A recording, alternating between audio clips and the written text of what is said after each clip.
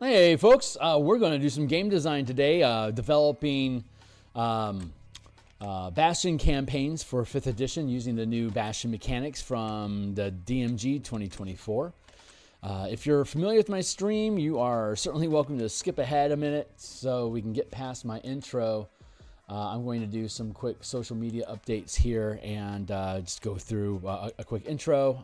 Let's do a mic check first. And sounds like I'm coming through loud and clear. So let's drop that volume down so I don't get in the way of myself. And hold on there. Hold on. All right, that should be good. I'm going to grab the link here and do some posting. Bop, bop, da, da, bop, bop, bop, bop. Cool. Okay. Well, hey, my name is Phil Kearney. I create role-playing games. I illustrate them, and I publish online. And I've been creating content for Dungeons & Dragons 5th edition since, I think the first thing I published was in 2018. I've been a freelance illustrator since 1999. I've been a Magic the Gathering enthusiast since,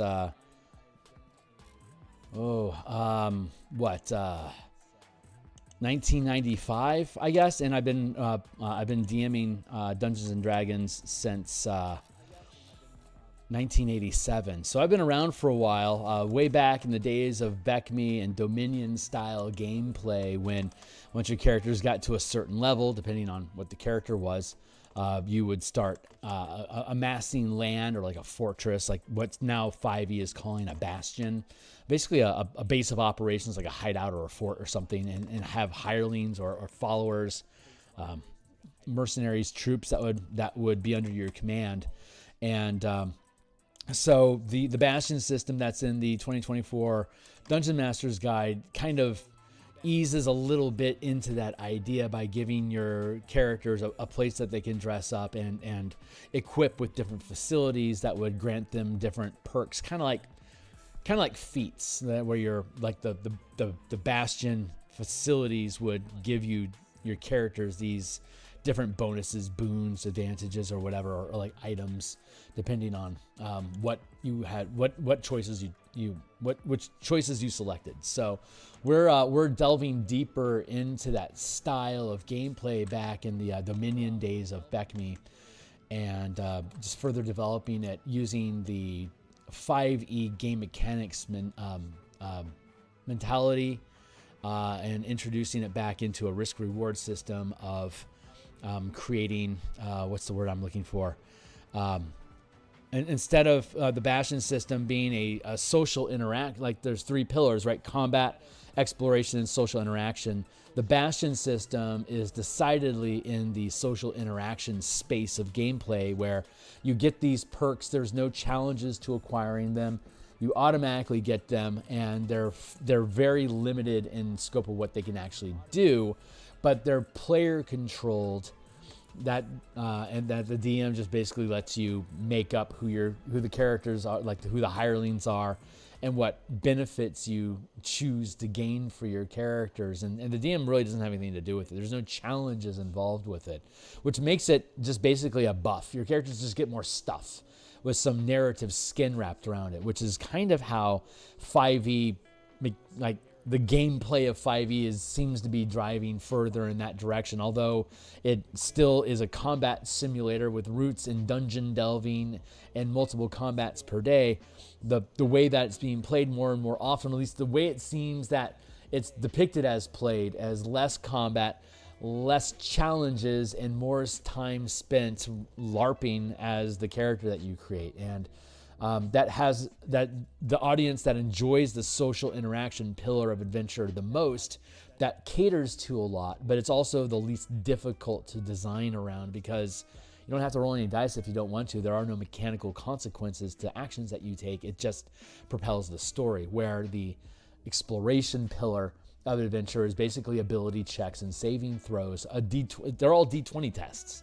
And depending on if you succeed or not, or how well you succeed or fail, has a potential scale of success and difficulty that creates consequences, which can, in my opinion, that's my favorite pillar of play, because it's fast and easy to crack through iterations of challenges that can have immediate results that sculpt the narrative around which your your storytelling and your social interactions and your description of the game environment can evolve quickly around. And then, of course, there's combat, which is the heaviest gear and the slowest to be able to move through interactions with, because the action economy is broken down so much, where the what do you call it?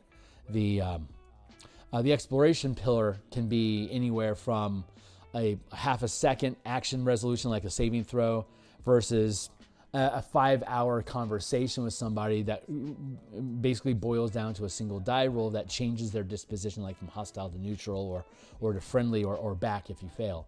So instead of not having the mechanical depth of combat, but also not being just purely narrative from the social interaction, that space in between is the exploration pillar, where all the D20 tests are dominating the narrative of the game. That's where we're taking the Bastion system. So without any further pontification and intro, I'm going to shift my camera here. Here on YouTube, like, subscribe, hit the bell icon for notifications when we're live in the future.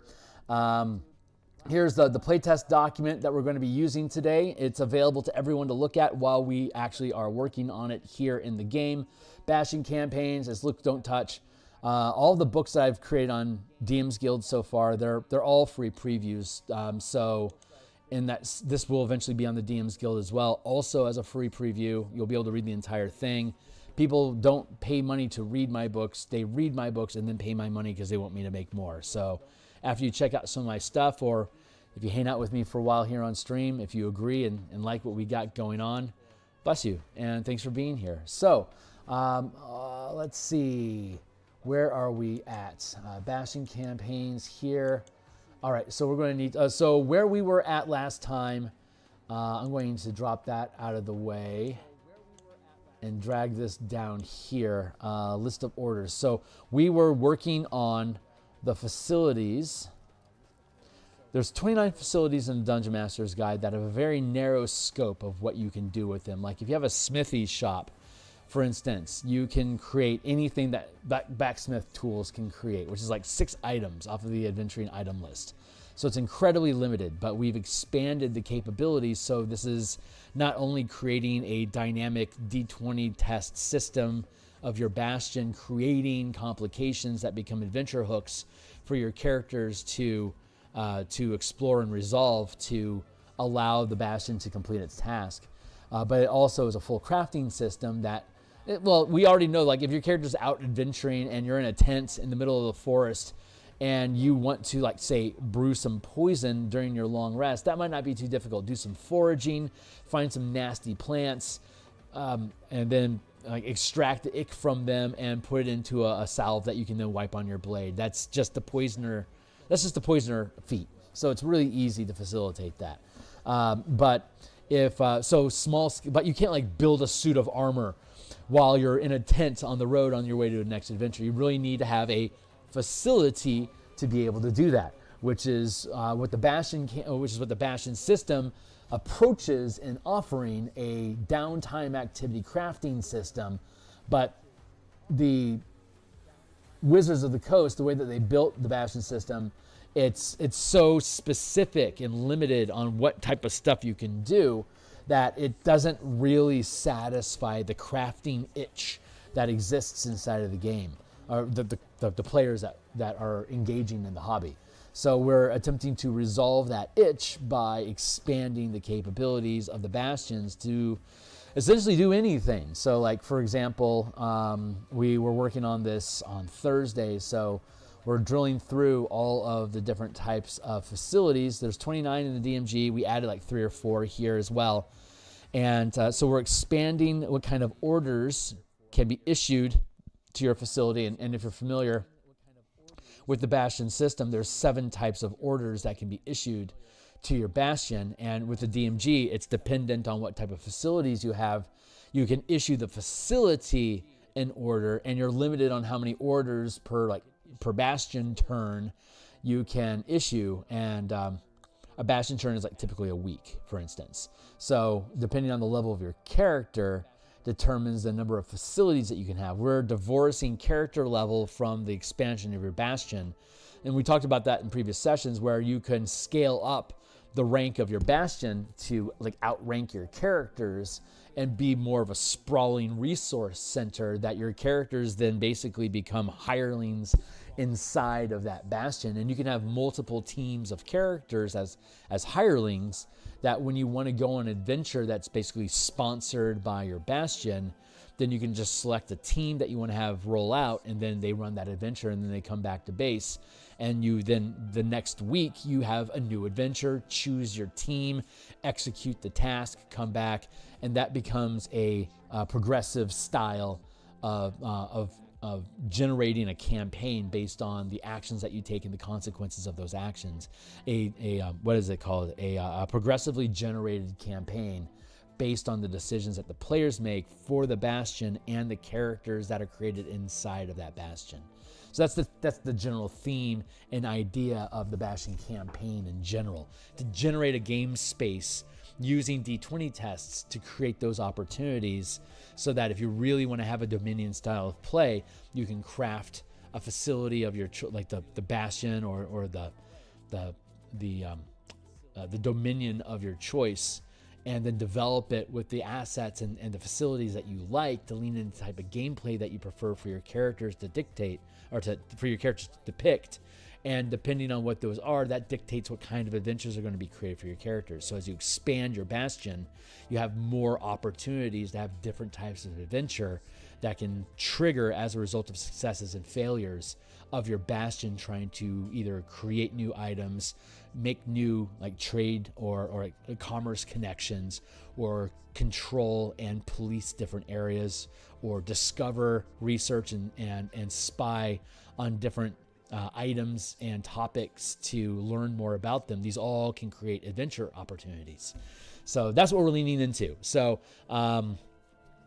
the 7 orders that exist is crafting, which is making non-magical items; empowering, which is making magical items or imbuing your characters with some sort of boon or buff; harvesting is gathering materials that you can use to create items with crafting and power. So you need to harvest materials or receive them through trade. Trade gets you materials by making connections. Harvesting gets materials by basically growing or extracting them from the land directly. Like you can harvest animal, plant, and mineral materials. Animals you would like grow on a pig farm. Plant materials, like you would grow cotton to be able to pad your armor. Minerals, you can extract ore from the earth in a mine. These are all physical locations, like settlements, that you would grow or extract resources from, material from, that you can then use to create non-magical items with crafting or create magical items through empowering. And then there's maintaining, which is basically like maintaining a lifestyle for your characters, which is a 2014 concept. That maintaining role that you would, again, these are all D20 tests. If you succeed, you do the thing. If you fail the die roll, it creates a complication, which is the seed to an adventure that you can have to resolve the complication, to clear the path for your Bastion to proceed with the task at hand. So that's how you generate these adventures. And so maintaining a lifestyle basically boils all of, or I guess,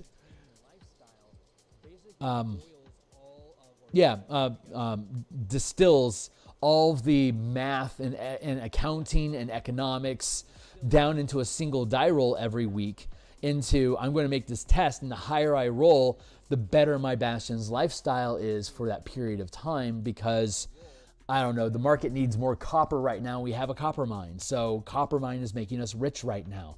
But if you roll poorly, it's like, well, the market's now oversaturated with copper because we flooded the market, and there's a drought and need, so there's a glut in the market. So we have, instead of a wealthy lifestyle, we have a comfortable or even maybe a poor lifestyle. And if you start rolling like a wretched or squalid lifestyle by rolling underneath a 10 on your D20 test, then that's basically a death saving throw that you have failed. Your Bastion is dying because you aren't able to generate enough income in it to be able to keep it going and keep your hirelings there. So you always want to hit a DC 10 or better, which is going to be at least a poor lifestyle that people are willing to continue work in the hopes that their lifestyle will improve. So, but we'll look at all that stuff as we proceed through here. And then there's the recruiting option, which is finding either specialist hirelings or recruiting soldiers and troops or sidekicks. There's a lot of different ways that you can use recruiting to get access to new types of NPCs into your game, which can also create complications that, like, maybe you do badly on the roll, so you find a guy, but he's a spy and he starts sabotaging your place, so you know you got to get rid of him.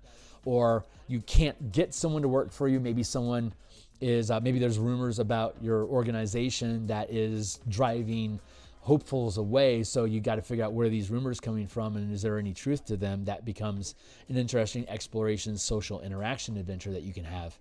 And then research is like, discovering secrets, whether you're digging through tomes, consulting a sage, contact other plane, legend lore, or running a spy network that can discover information that you currently don't have. And like we said with trade is a way of getting either materials to make things instead of harvesting, or to just outright just acquire non-magical or magical items that you otherwise wouldn't have access to. So like you could build a blacksmithing shop to make like armor, for instance, or you could have an armory that has network connections to get like weapon manufacturers to send you stuff, like weaponsmiths. So you can either trade to get gear or you can create the gear yourself. It just depends on what way do you want to run your Bastion. What's the flavor that you like the most? If your Bastion is being depicted as a fleet of pirate ships, you probably aren't going to be forging your own weapons on the deck of your ship so you don't accidentally burn your ship down with the kiln. Instead, you're probably going to want to establish a trade line with a weapons, like with an armory that's on the shore someplace on an island that's maybe pirate friendly. So it's just the narrative of your campaign is going to dictate which of these type of orders you're going to want to issue to your Bastion to get the materials or create the opportunities that you want. So that's the idea. So each Bastion, each facility in the DMG, each facility has one type of order that can be issued to it. So we expanded that out to whatever types of orders makes sense to go with the narrative of that facility. You can do those things. Like an armory, for instance, you can make armor and weapons. You can enchant armor and weapons. Armaments is what they call them in the DMG 24. Armaments are magical items like shields, weapons, armor, like gauntlets, stuff like that generally increase your combat capabilities or the utility of your characters through items that are related to armor and weapons. Like a sheath of poisoning, for instance, that could be considered an armament, because when, like, say you sheathe your blade as part of your turn, you can then apply a dose of poison to it. So on your next turn, when you draw the blade again, it's now poisoned. That leans into the idea of like this weapon juggling that we're seeing happening as a meta game inside of the new weapon mastery system that we have. Well, if you have like axe holsters on your back or blade sheaths or quivers that can take advantage of this weapon juggling idea, if the sheaths gathers locks and cribs that you're putting your weapons and gear into, if they enchant your gear with a temporary buff like poisoning, for instance, then you'd have a reason to repeatedly sheath and unsheath your weapons so that you can add different types of buffs to your weapons. Those kind of things you can make with, say, your armory. So that's empowering. And then trade it's an armory. It is a weapons depot. So it's natural that you would make connections with other weaponsmiths and armorers in the industry, so that you can create this trade network and guild communication between, we have a need for 50 swords, and instead of having a huge smithy to produce all those swords in short order, you could just have connections with a weapons dealer that happens to have 100 some odd swords, and they can happily give you 50 of them right now. They'll be here within the week. That would be an example of a successful die roll in acquiring that trade item. If the die roll failed, they might have the weapons, but they can't get them to you because there's ogre bandits that are blockading the trade route. So you could make that an adventure to clear up that path, and as a thank you, maybe you don't have to pay as much, or like you get a favor off of that merchant that you're getting your swords from, for instance. These are different ways that the die rolls can start to create a narrative around how easy or difficult it is for you to achieve tasks with your Bastion, and what those challenges are, or those opportunities that arrive. Makes your characters the players lean in one direction or another about where they want to go with the campaign. And if you're running multiple teams of characters out of your Bastion, you can equip a team to go deal with that task. And again, like if you're running a West March campaign, you could have multiple teams of players and have multiple DMs all working out of the same Bastion on a weekly turn rotation, where it's like, here's the 4 tasks that are at hand. Who's interested? Whoever wants that task, you first come, first serve, and whatever tasks are left over, there you go. Any tasks that aren't dealt with basically puts that order on hold until it gets resolved, either by issuing a separate order to go resolve it by NPCs off screen during downtime, or we'll eventually get around to it as players, but we don't want to just let this order go. It's important to us, it's just not our priority. So you put that order on hold, effectively reducing the capacity of your Bastion to produce things, because it has this open order that it's waiting to resolve. You could kill the task, reclaim the order, and issue a different order, but you lose that opportunity that's hanging there waiting for a resolution. And for every order that gets hung or hanged and then left, that escalates into a larger scale problem. And if it continues to click as problems in your campaign, eventually it's going to become a big bad evil guy, or it's going to become a mini boss that now has to be dealt with. Either they come and attack your Bastion directly, or you start running into them on related or unrelated adventures in the realm around your Bastion. And this is becoming like this local warlord, these ogre bandits that you ignored. They're becoming a problem. Meanwhile, your weaponsmith is like, I can't do anything here. I'm stuck. I've got all these weapons, but I don't have the manpower to do anything with them. These ogres are too tough. And if you leave that too long, those ogres will eventually take over that armory. And now we have heavily equipped ogres with really good weapons, expanding their sphere of power. And you could look at it as your fault, but you could also have rival bastions that are also operating inside of the campaign space that instead decide to resolve that ogre situation. Like that evil warlord that you had a scuff with 3 episodes ago. Maybe he actually recruits those ogres to become its minions. And now these ogres not only have good weapons, but now they've got like an evil paladin that's backing them up with relics and charms to further empower them to become an even larger scale threat. So these are just like off the cuff ideas, but that's how you can build a campaign out of these ideas. And you can weave these things into existing campaigns like Waterdeep Heist or whatever, or you can just homebrew an entire campaign where you start with your Bastion and the surrounding hexes around it, and then you just expand your sphere of influence over time through exploration, by recruiting scouts, or using research to scout or to scry different areas until you find an interesting point in the wilderness, and then your characters go explore that. And as they delve into that ruined tower, for instance, they find all this magical mysium that they can use to craft items with. It's just raw magic that's left in a magical forge, and the wizard got killed by something. You don't know what yet. That's what the adventure is. But at the resolution of that adventure, not only do you get this mysium that you can then use to craft more magic items through the empowering task, or you can take over that tower and start another facility at that location, expanding your sphere of power between your original Bastion and now this remote tower.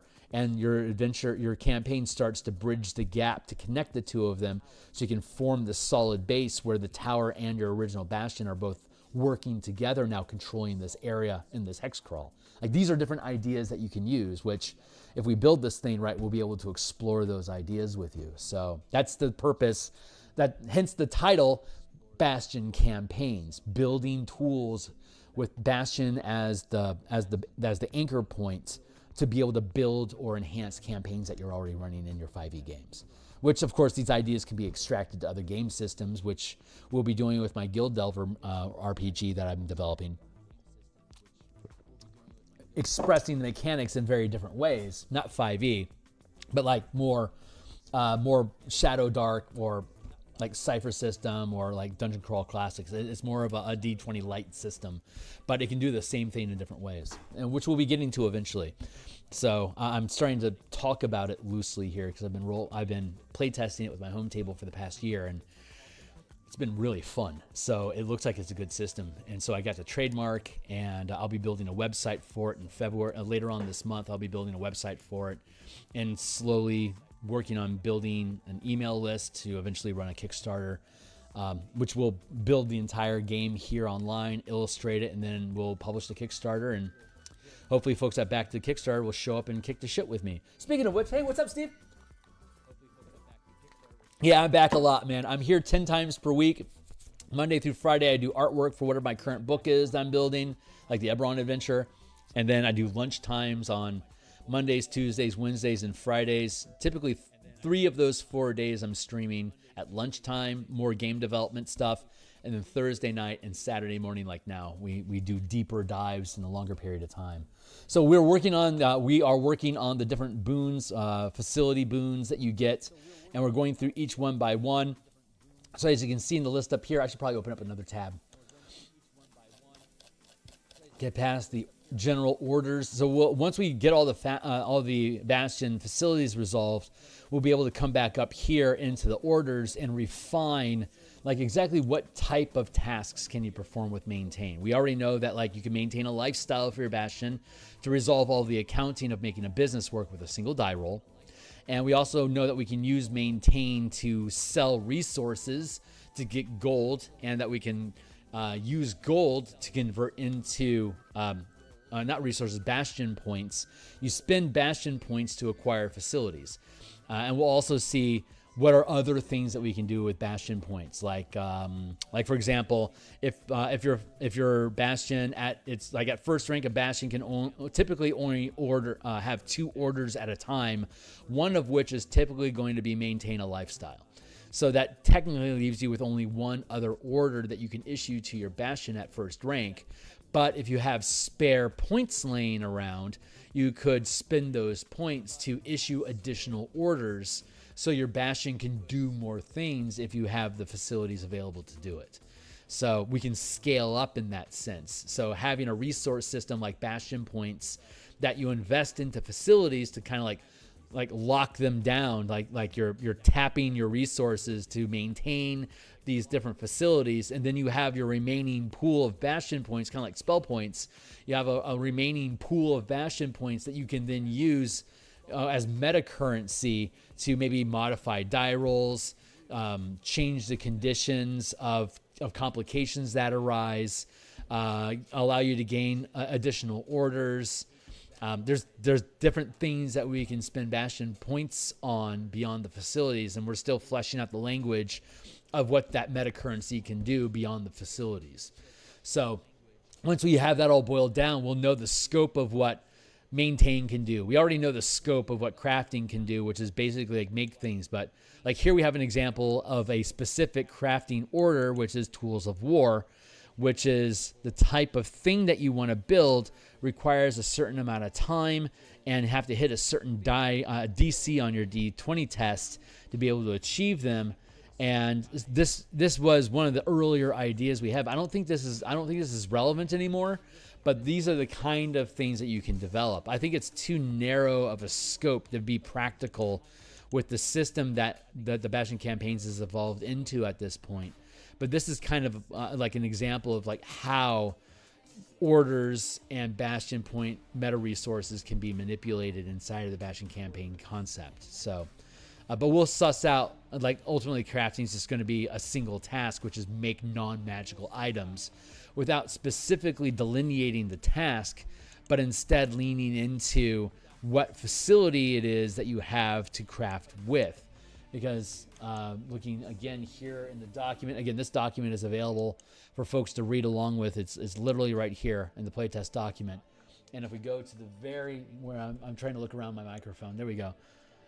If we drop all the way to the end of the document, we have the master list of all the items in the player's handbook, all the weapons, armor, vehicles, artisan tools, other types of tools, and adventuring gear that's listed in the player's handbook. Basically everything that has a price tag in the player's handbook, we've broken down into its rarity based on magic item and cost. Like common items are up to 100 gold pieces, uncommon are 400 gold, up to 400 gold pieces. Rare magic items are up to 4,000 gold pieces. Very rare is 40,000, and legendary is 200,000. So literally anything in the player's handbook can be categorized as a different rarity level, and the rarity of an item's cost determines the difficulty of creating that item on a scale of 10 to 30, 10, 15, 20, 25, 30. 5 ranks, common, uncommon, rare, very rare, legendary. 5 degrees of rarity that characters can create. So it all scales in. And then what type of materials do you generally need to create these things? Like generally acid would be, mineral would be minerals and plants, for instance. So if we had like hydrochloric acid, we can extract or like distill from like maybe polluted like swamp water, for instance. That might be a way for you to have acid. So if you have if you have settlement that has swampland on it, you can harvest putrid water or like tar from these things to be able to distill acid from. Or you could have a greenhouse that has exotic plants in it that you can distill the juices from those plants, or like crush up the leaves or whatever and convert those into acid. And you could do that with a greenhouse or like say a laboratory, which are facilities that exist. So that's how you can create any item, by having the proper facility, having access to the proper material, which you can get through trade or harvesting. And then you hit the die roll that you need for the rarity of the item that you want to create. And if you succeed, you get that item. Hey, I need some acid to melt locks when I go into my next dungeon delve. Oh, cool. Let's make you some acid. How potent do you need to be on a scale of 1 to 5? That's going to set maybe how difficult, like how much damage or what kind of a die roll that acid would have on destroying a lock to be able to break through it, for instance. It's a very micro example. But we have everything. And then we get into the DMG. We're looking at magic gear like siege weapons, vehicles, mounts, food and drink, of course, different types of poisons that you can create, and then all the magic items that are in the game, as well as magical charms that you can empower onto characters. And then you have the themes, like armaments, like, for example, we were talking about with Armory. So this is all the stuff that breaks down. This is going to be a dynamic table spreadsheet that you can click options, like I want to look at armories with common and uncommon rarity. What can I make? And so you'll have a quick look at on a spreadsheet. These are the things that you can make. Or you can be like, I need to make acid. What do I need? And you can click acid and sort, and then it'll sort to you like acid. Here's what you need: the materials and the facilities. So it's a much more it's a much more static or quantified means of assessing what do you need to do to craft something in the 5e game engine. And then if the DM decides, well, yeah, I want to make something exotic out of this, maybe like for us to make this acid, if you don't have the plants and minerals available, maybe instead you could go like get the drool from a black dragon. You don't have to kill the dragon. You just got to get it to drool in this jar. That becomes your adventure, to get dragon drool. It's like, well, if I can get enough dragon drool, I can turn that into acid for me to melt locks with. Cool, let's do it. Let's go make a dragon sick so it snots everywhere.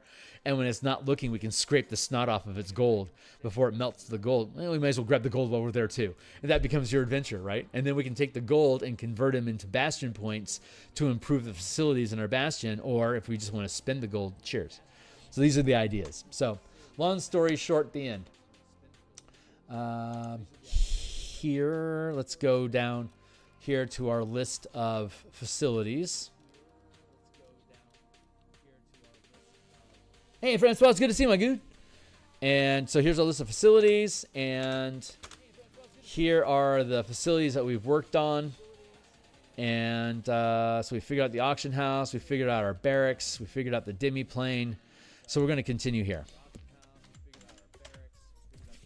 So we now have the gaming hall, and using the new format that we discovered last session, that is making all of this just infinitely better. Let's go here. Is that music too loud, or are we good?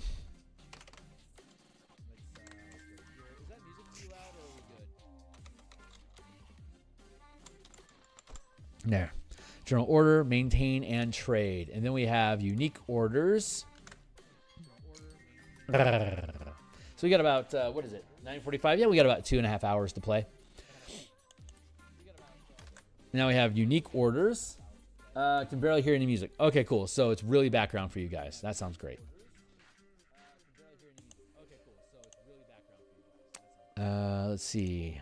We have, what's the orders? We have maintain and trade.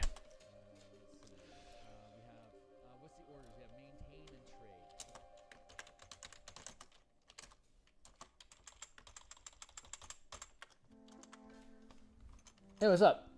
I didn't even know you were playing music till you said something. Oh, okay, cool. Well, that probably means I can afford to turn it up a little bit because I like the music that I listen to, and it's always in my head. It might be good for you guys to... There, that's a little bit of a bump. Probably still not invasive at all, but might be a little bit more... Help break up the silence a little bit. There we go. Let's see. Okay, so we're looking at trade is where we're starting at, which is winning resources that can be added to your bastion. Trade equals. How are we framing these things? Trade equals. Gamble or invest to gain gold or bastion points as profit. Let's see, current rank.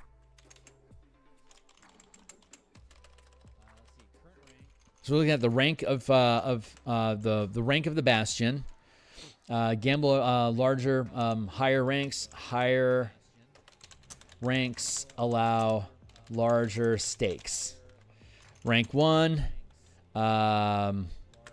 value, and we know our values already, right? 100 gold pieces for first rank, 1,000 gold pieces for second rank, 10K for third rank, 100K for fourth rank, and 1 million for fifth rank. But at that scale, you're not dealing in gold directly.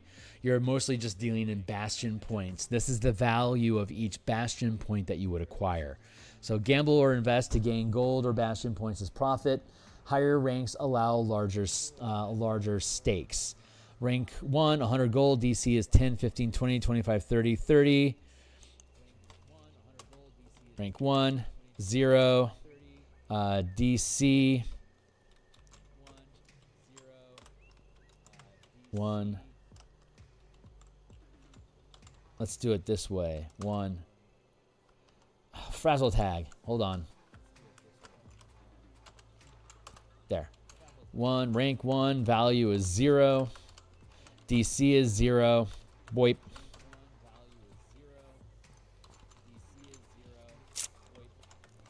Boip. In addition to gaining nothing, you create. In addition to losing, you create a complication.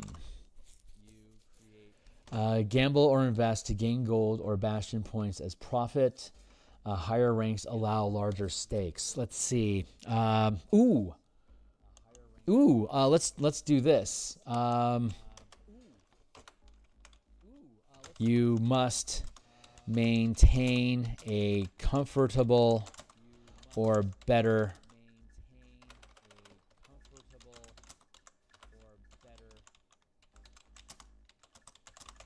there. So if we go back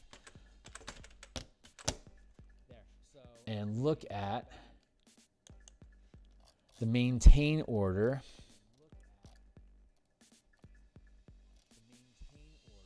So here's when you're making a maintain check to see the quality of lifestyle that you're maintaining for your Bastion. If you roll below a 10, you're basically death saving and gain, and it doesn't require any resources. Like you can maintain like we were talking about meta currency, spending Bastion points on things other than facilities. This is how you can spend those points. So if I hit a comfortable lifestyle with a DC 20, I can spend 3. I can use 3 Bastion points to sustain a comfortable lifestyle for myself. I just leave those points locked, or tapped is how I'd probably word it because of MTG. I would tap those 3 Bastion points to sustain a comfortable lifestyle for however long I can. And depending on the rank of my Bastion is going to determine the duration of time that I can sustain that lifestyle. So if I have a 5th rank Bastion, I can, if I wanted to maintain a lifestyle, I could basically spend the 3 points and just leave them tapped forever. If I have a 2nd rank Bastion, I could leave those points locked for 1 month, and at the end of that month, those points return to my pool, and then I have to make another. Maintain check to see what my lifestyle is going to be, and I could spend points to re-roll if I wanted to, but it would take me an additional order every time that I do. So if the way that I'm thinking is every time I add an order, I have to spend a number of points of Bastions, a number of Bastion points equal to the additional orders issuing beyond my limit. So if a 1st rank facility can only issue 2 orders at a time, if I want my Bastion to carry out 4 orders, I get the 2 for free. The 3rd is going to cost 1, and the 4th is going to cost 2. So it's going to cost me a total of 3 Bastion points for those 2 additional orders. 3 additional orders would cost 6. 4 additional orders would cost 10. And so you're starting to see I'm going to have a fuckload of points for me to be able to do that. So I'm going to have a higher and higher rank Bastion just to be able to afford these additional orders. So that's kind of a self-reinforcing system. So I like that. So that is like a meta current. That's a meta. Let's actually add a category here to the orders list. We have crafting, maintain, harvest, maintain, and then technically this should be empower. No, empower, crafting, empower. We should be down into. Sorry, I'm doing some spot fixing here with the document. There's more maintain down here. Is that a duplicate? Bastion lifestyle. Also Bastion lifestyle. So this might just be empower, harvest. Okay, this is out of place.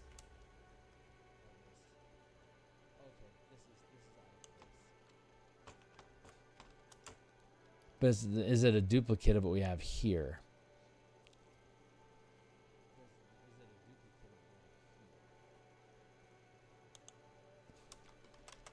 I'm going to double it up just in case there's some sort of difference. I know it's a messy document. It looks like this one is more thorough than this one. We'll have to look at the differences, but that's not my main task right now. I was just looking at this as a tangent, and that caught my eye. Oh, that's right. I wanted to add in the option of meta currency. So let's get past our maintain stuff, and before we get into recruiting, let's get down here and go with meta currency.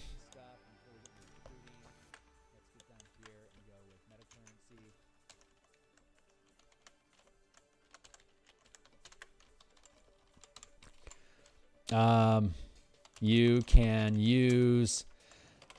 can spend Bastion points to modify how orders and facilities function. Let's go with additional orders. While a Bastion can, let's word it differently than that.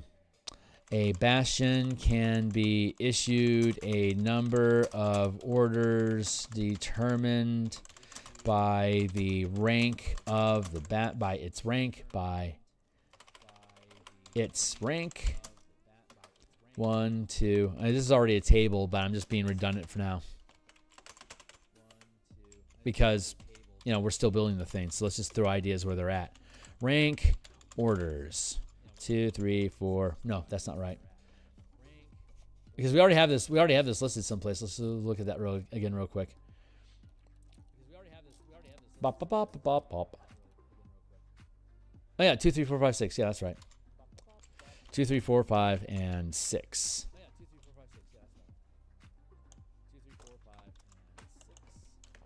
You can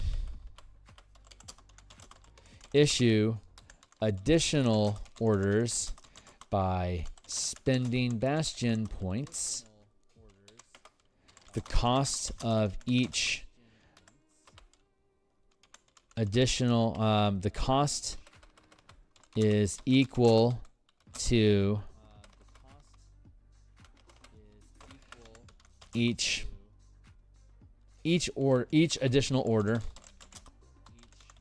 costs a number of points equal to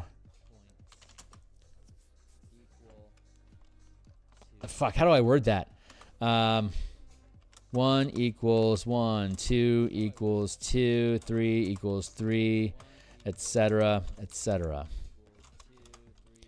3 additional orders costs 6 Bastion points. There you go.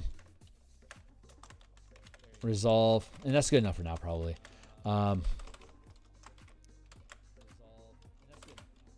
Let's see.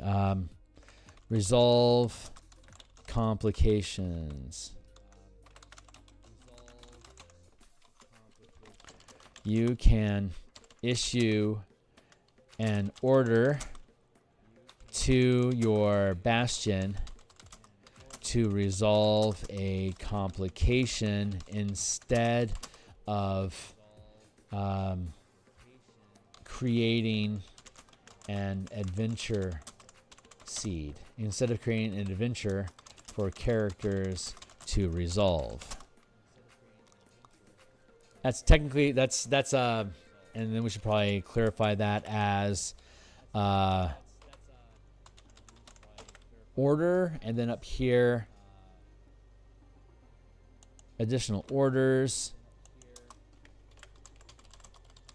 Bastion points. You can spend Bastion, you can issue orders or spend Bastion points to modify how orders and facilities function. It's rough for now, but that's generally the gist that we're trying to go with here. And we can continue evolving the language of this as we go through the facilities down below. We'll be able to further lock down how these things are modified. Yeah, you must have sufficient space to retain your soldiers is based on list of rank, demi-plane, gaming hall, trade equals use the profits of your Bastion to gamble or invest to gain gold or Bastion points as profit. Higher ranks allow larger stakes. Period. You must maintain a comfortable or higher lifestyle to do so. So there you go. So if you have a comfortable life, and that was the whole point of this, going up here was to look at the lifestyles.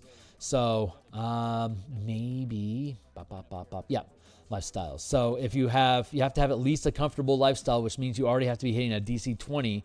That means you have enough income available in your Bastion to be able to throw away into a risky investment, or which is also known as gambling. The stock market is gambling. If you don't know that, the capitalist system is based on gambling. Gambling that me putting a bunch of money into NVIDIA is not going to completely implode when China releases a free-to-use AI that completely tanks the need for a $10,000 chip that NVIDIA was betting on, for example. They're all making bets. And China, so that bet that NVIDIA was making, they failed their die roll and created a complication, and that a rival market Chinese AI has completely sabotaged their ability to craft that new type of chip, or maybe you'd consider it a magic item. Creating that magical motherboard has failed their empower check, and the result of them doing so result in the market being completely disrupted, because Nvidia is, let's face it, a 5th rank Bastion. It is massive. So that would be a great example of a 5th rank Bastion completely fucking up a die roll. Generally, fuck ups happen below 10, and a 5th rank Bastion like Nvidia would roll a d20 plus 5, and then have a d12 because of their rank. So you could have anywhere from a 7 to 37 as a result of your die roll. That's the range that you have. And when the scale is from 0 to 30, that's not bad. But that 7, 8, 9, you've got a very small chance that they're going to fuck up. And when they fuck up, there's huge shakes in the market, because a 5th rank market is going to affect everything. So we're going to see big fallout coming here in the next few months. We could see like Berkshire Hathaway shifting their investments away from the tech industry because the AI is imploding.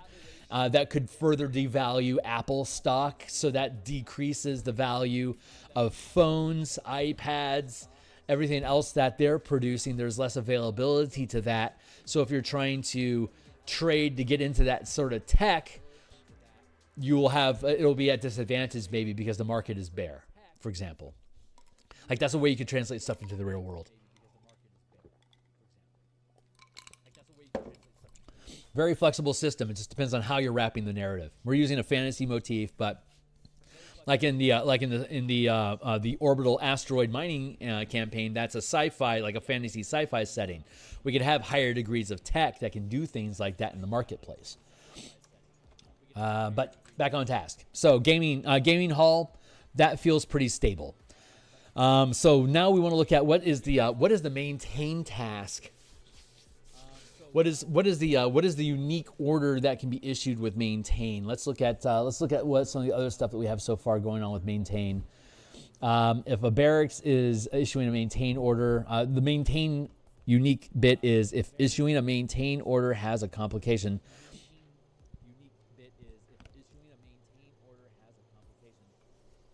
Oh, there we go. If a prior maintain order has a complication, you can issue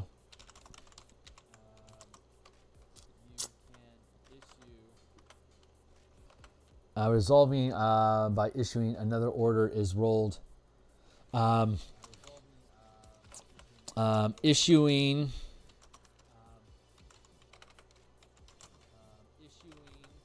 an order to resolve the complication with your with barracks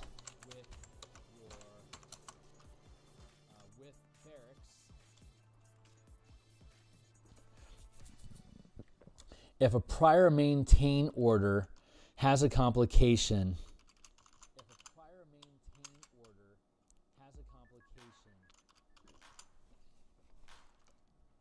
Issuing an order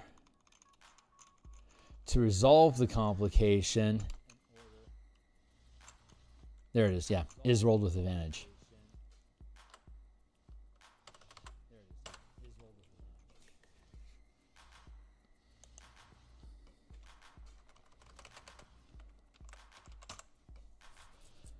Let's maybe we should call it unique boons. General orders and then unique boons. Maintain and then recruit. You can recruit. There, we should reword it that way. So unique.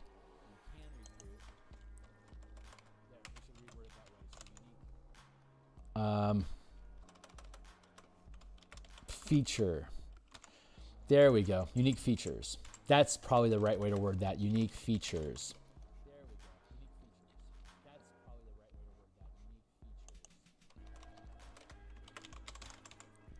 Yeah, that feels like the right way to word that. I like that.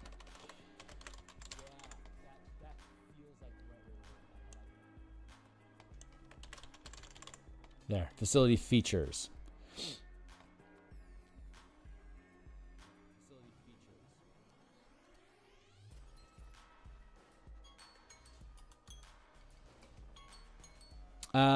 If for each general order improved by your facility, for each general order improved by your facility, your bastion gains a unique feature corresponding to the improved order. Period. There. So if we have the crafting order, if we improve the crafting order through our arcane study by putting a bastion point into the arcane study and crafting can now create non-magical items. If we put a point of our arcane study into empower, we can now create magic items of this list. If we improve the research order by putting a bastion point into the arcane study, we can now perform research, and we can discover a new arcane spell. Level is the rank of your discover a new arcane spell level equal to the rank of bastion. There, that's the proper language. How did I say that? Let's see.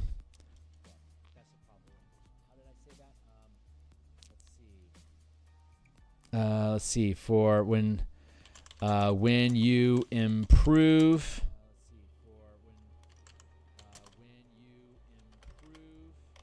When you improve an order by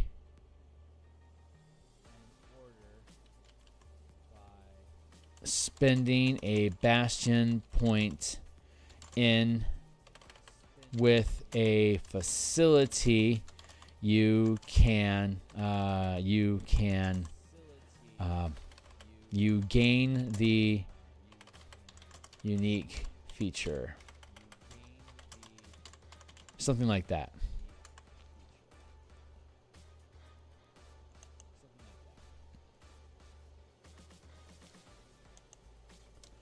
Of that facility related to the improved order. Well, that's a circular statement, but that's it for now.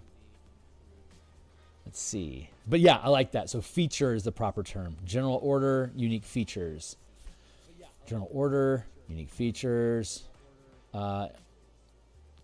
Maybe we should word like improve order.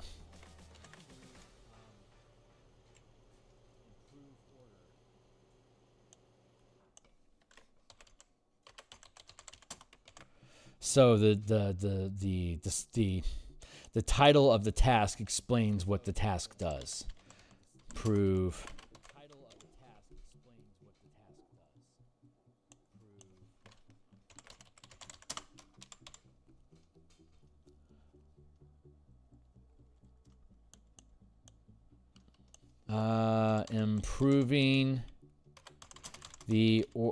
Improving an order.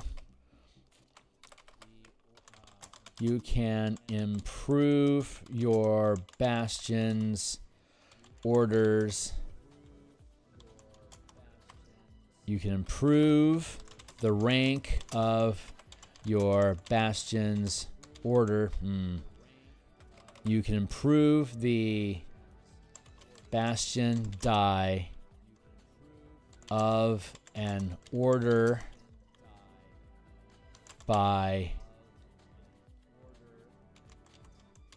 spending a point in the. You can improve the bastion die of an order by spending a bastion point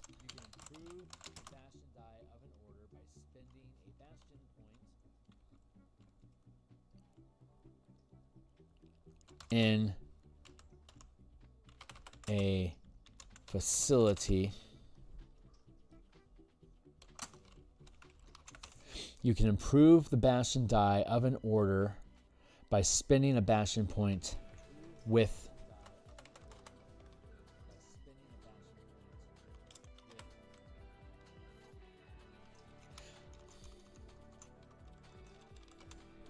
you can increase the bastion die of an order by spending a bastion point to improve a facility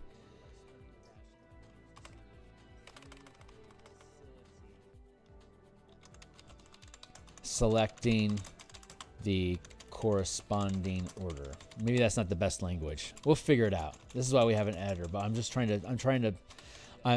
saying stuff when I'm describing stuff, and it's inspiring me to figure out new ways of expressing these things, and we'll eventually lock down and find the best ways to express it. So improve orders. This does make sense though. Improve orders. It should just be improve an order and unique features.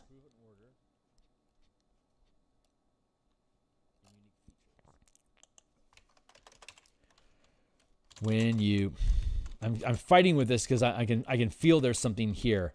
When you spend a bastion point to improve an order available to a facility, you gain access to the corresponding unique feature. How about that? That feels better. When you spend a bastion point to improve an order available to a facility, you gain access to the corresponding unique feature.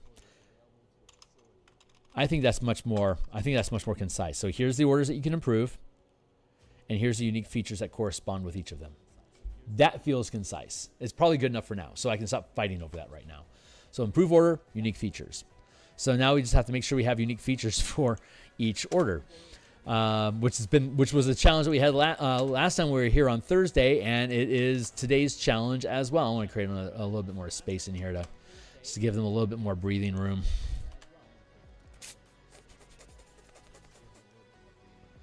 If a current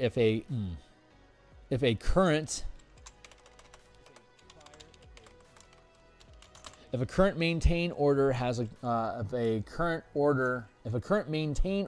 complication, issuing any other order to resolve the complication is rolled. There it is. If a current maintain order has a complication, so if I roll a maintain check and I have a complication, I can resolve that complication as an adventure, or I can relegate it to my bastion as a separate order to resolve without your characters. And if you have the barracks, you can do so with advantage. So you basically get a reroll using a different order, and you'll roll that with advantage. So there you go. And simply resolving that creates another point of information to expand your bastion, to expand your campaign through. So like if I had a maintain problem and I can resolve it like with research, I would then have my barracks would be able to help in that research role. We looked at this last time. If a maintain has a problem, typically it's because like something has been sabotaged. So the research action discovers the source of sabotage. So your barracks, with the soldiers that you have with your barracks, that would basically be you have more people searching for answers to ferret out the mole. That's what your soldiers could be doing, and that's how you get advantage on that research check to find out the source of sabotage to eliminate it. And then you resolve the task, and you can perform the maintain task as planned. Yeah, so that works. And then we have the gaming hall, though. What would be the maintain order associated with the gaming hall? Maintain would be let's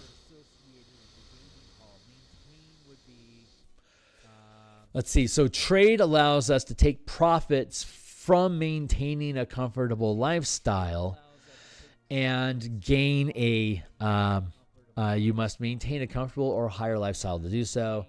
Or best to gain a bastion point as profit. Higher ranks, higher rank Bastion. A higher rank Bastion requires higher results.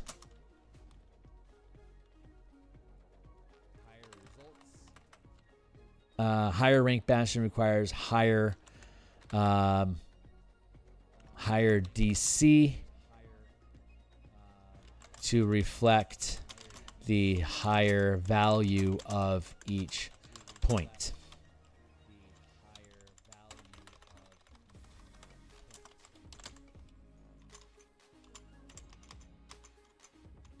So technically this value column should be here.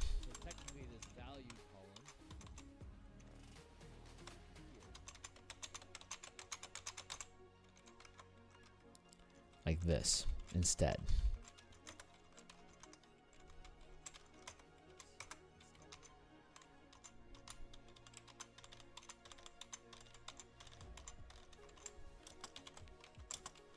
There we go. That feels better.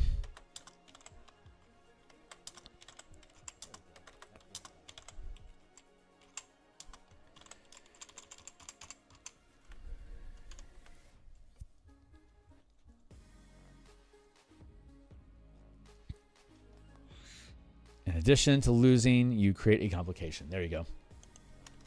Double space that. Let's see. So if trading allows us to take profit from the maintain lifestyle task to gain a resource, maybe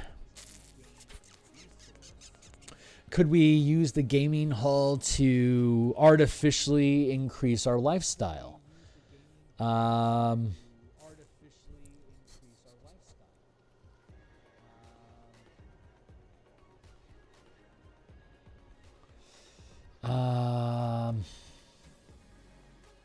Maybe it could be like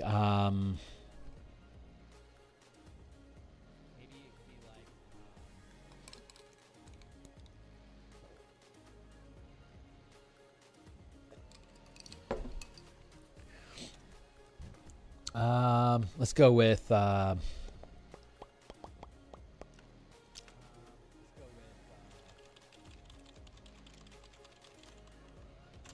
when rolling a maintain check to determine the lifestyle of the Bastion.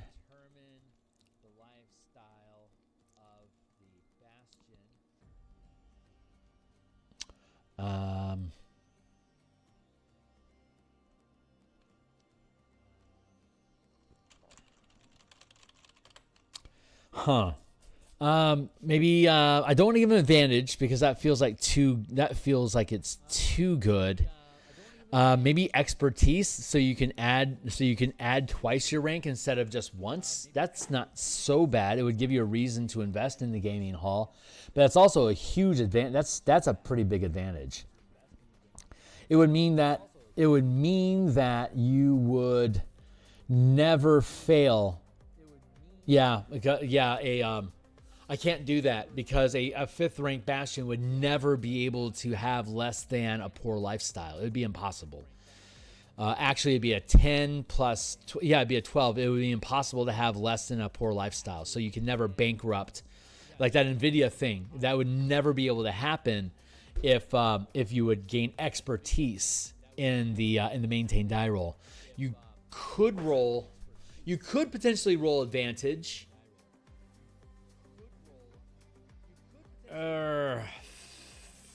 That's not bad. You could roll. When rolling a maintain check to determine the lifestyle of a Bastion, you can roll the Bastion die twice, keeping the higher result. That's good. The D20 stays the same, but the Bastion die that modifies the D20 roll changes. That can have advantage without the D20 having an advantage. So you still have that, like the NVIDIA circumstance. If I rolled a a 1, or if I roll a 1 on a d20 and then a 5, that's a 6. I could roll a 1, 2, or 3 and still fail. So I would have on the d12, I have a 1 in 4 chance, a 25% chance on my d12 of failing if my d20 roll sucked. So this would allow me to mitigate that, but I would still have a chance of failure. It would not negate the chance of failure. That actually feels pretty good. So that gives you a decent reason to go with the gaming hall, and it's not going to be a huge impact until much higher levels, where it should. There's so many backstops and assurances in the stock market for large players because they get inside information. They game and cheat the system, kind of like cheating in cards works the same way. So when rolling a maintain check to determine the lifestyle of the Bastion, you can roll the Bastion die twice, keeping the higher result. I love that. That's great. That's a really cool, unique meta, unique feature. Is that what we're calling them now? Features?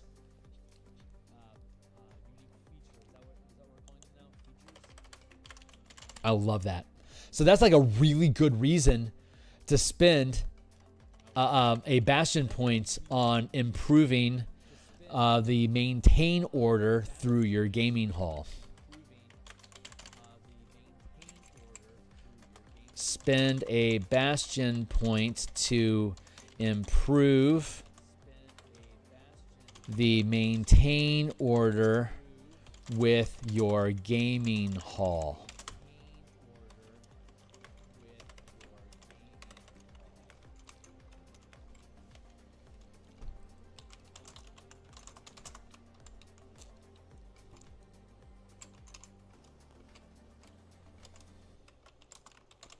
Phil, episode 25.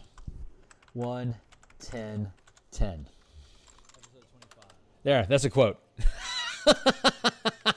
We can self-reference that. Like in the Planescape books, they have like those little, like they have like those little blurbs, like, "You really are clueless, aren't you, Burke?" And we can timestamp it and put a link to this video. That's hilarious. Oh my god, I love it.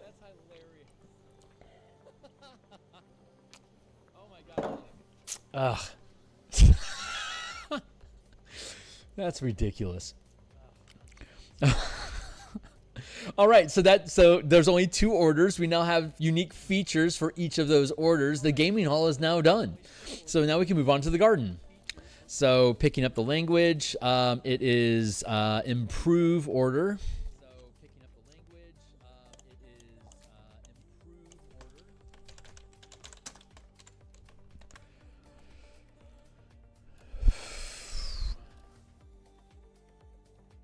I love this. This is so fun.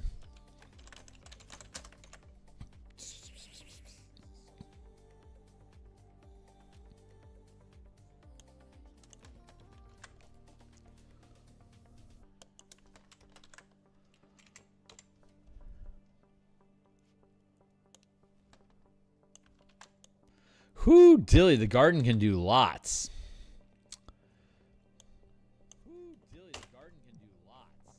So let's go with craft.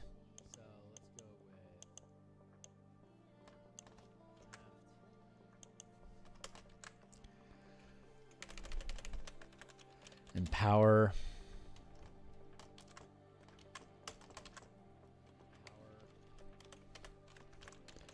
Harvest.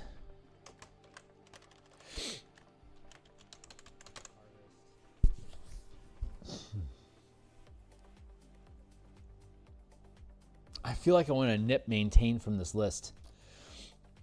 Oh, that feels good. Yeah, I'm going to get rid of maintain off of that list.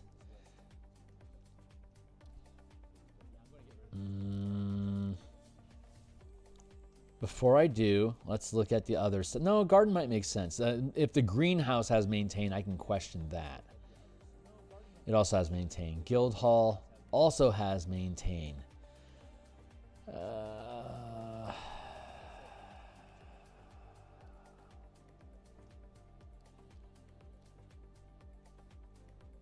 Menagerie has maintain.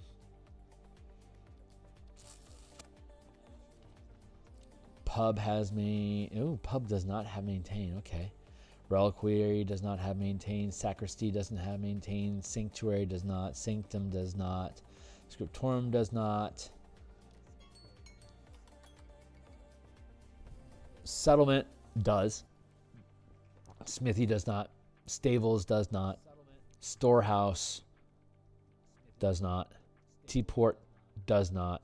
Theater does.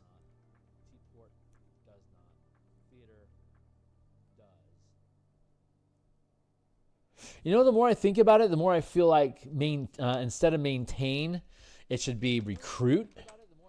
I think recruit makes more sense. Let's check the DMG and see where it's sitting with the theater. I think the theater is recruit.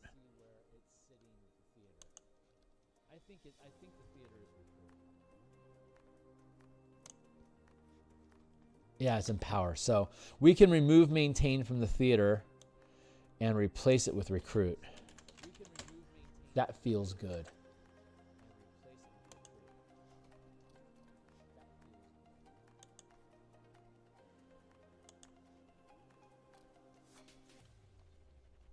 So theater is going to be recruit instead of maintain. Great, we were short on recruit. That's perfect.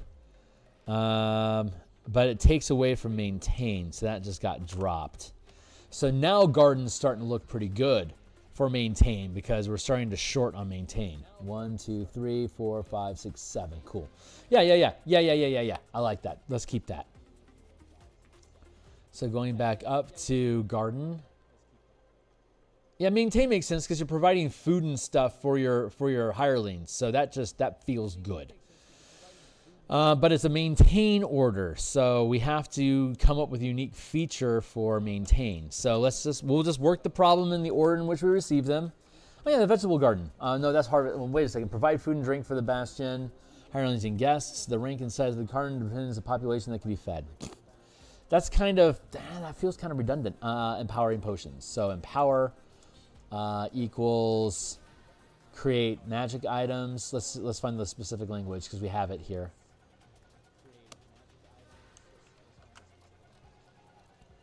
Garden.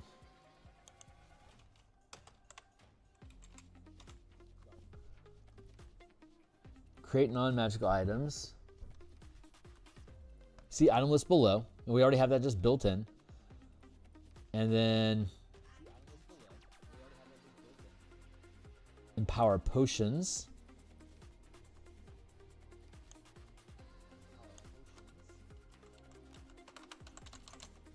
Is there anything other than potions that a garden can create? So we'll go down and we'll look at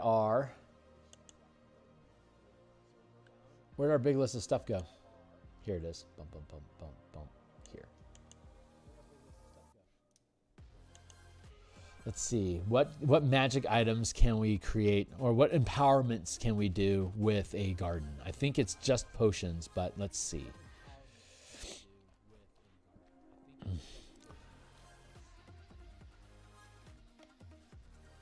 No.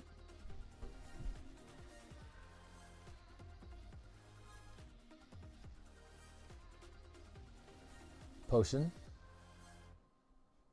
Yep, just potions. Okay, cool. Let's see. Okay, cool.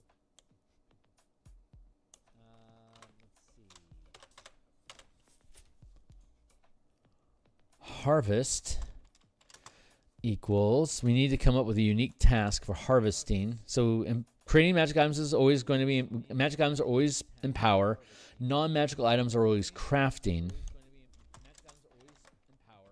I feel like I'm stretching with this being in maintain. It feels like I'm going to get rid of it. I'm going to get rid of it. If I have to come back, if I need to come back around and put it back in place because I'm falling short on stuff, we can always add it back in and figure something out. But for now, I feel like I'm overextending the like having 3 orders per facility, except for like in the case of the guild house and guild hall, feels like 3 should be the limit.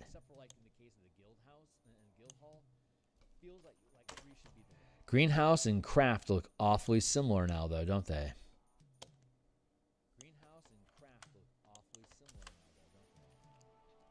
So we got rid of maintain twice. So we're down to 6.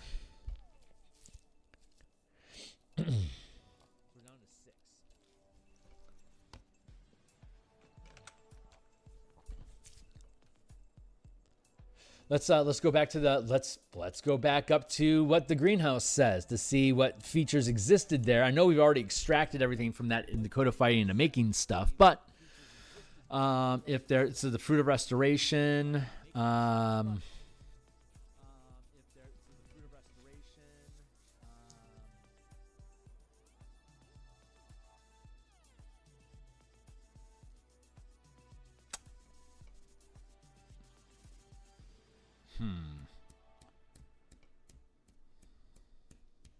I'm thinking.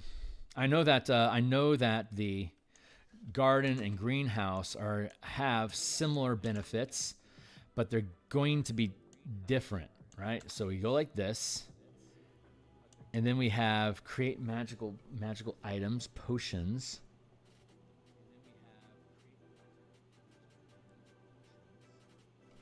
And then for the harvest equals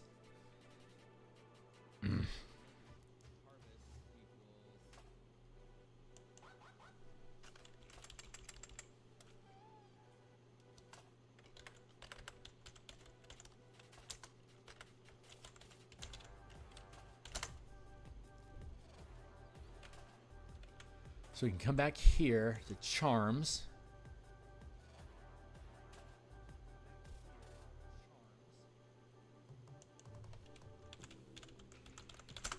See what we're doing there? Charms are spell effects or potions that you can bless people with. So the greenhouse can create druidic charms, like rub this plant on you, like that lesser restoration thing that we saw up here. That's actually coded into here. Fruit of restoration, a plant gives you a lesser restoration spell. That could either be a clerical or a druidic charm that's placed on your character by eating that fruit. And in this instance, we're limiting it to druidic because it's a greenhouse, as opposed to a reliquary, which will be a priest. It'll be a priest charm. So, but I feel like the garden is too low key. So let's go back up to the garden and look at what these things do. And so these are all mundane items that we can already produce with craft. Enlarging the facility, garden growth. A bastion can have more than one garden. Each time you add a garden to your bastion, choose its type, the options of the garden table. While in your bastion, you can instruct your facilities, hirelings, to change the garden from one type to another, 21 days. The stuff that you can make with it, that's all crafting stuff already, so I don't need to mess with that.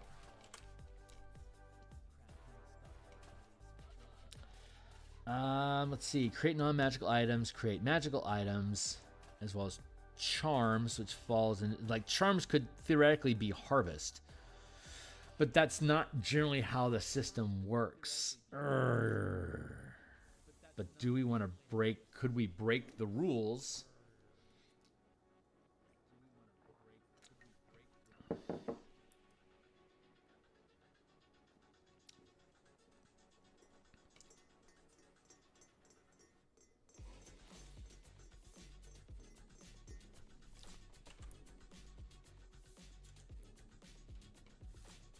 How are we looking on wrong list? Let's go over here. How are we looking on harvest? We got a shitload of stuff for empowerment, but not a lot of stuff for harvest. Let's take away empowering from the garden and leave it with the greenhouse. So we reduce the garden down to crafting and harvesting.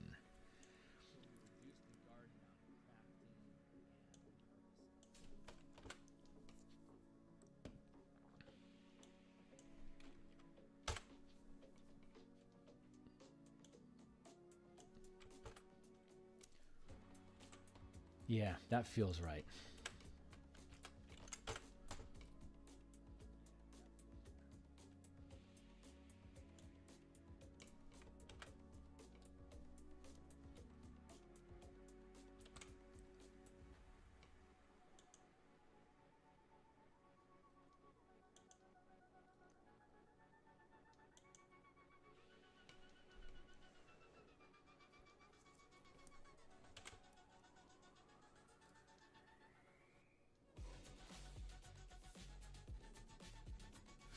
And we could potentially trim harvest from the greenhouse and leave it so we could have craft and empower as opposed to craft and harvest. But we still need to figure out what harvesting is. So let's go up to let's steal from each other.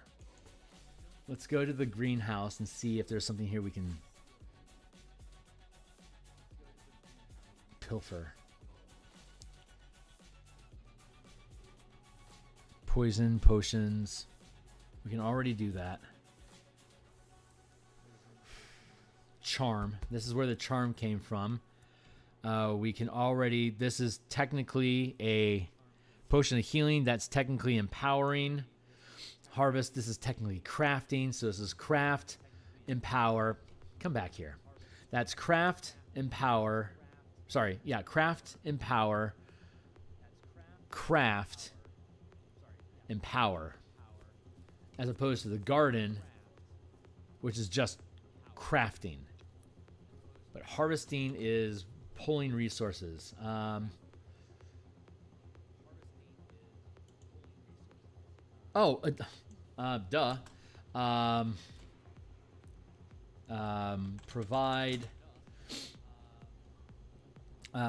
Provide vegetable materials for crafting.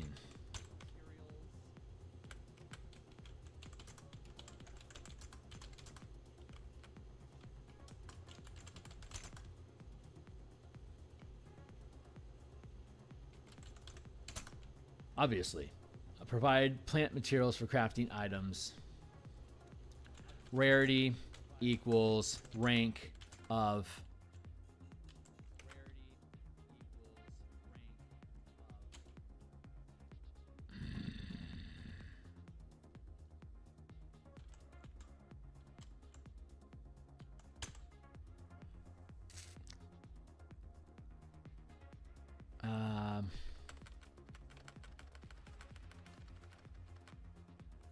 Provide plant materials for crafting for crafting non-magical items.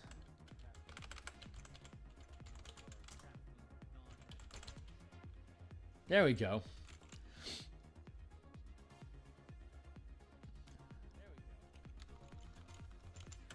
And we can leave it just simple like that. So we have craft and harvest, and then we have craft, empower, and harvest. And now we can go provide plant materials for crafting non-magical and magical items.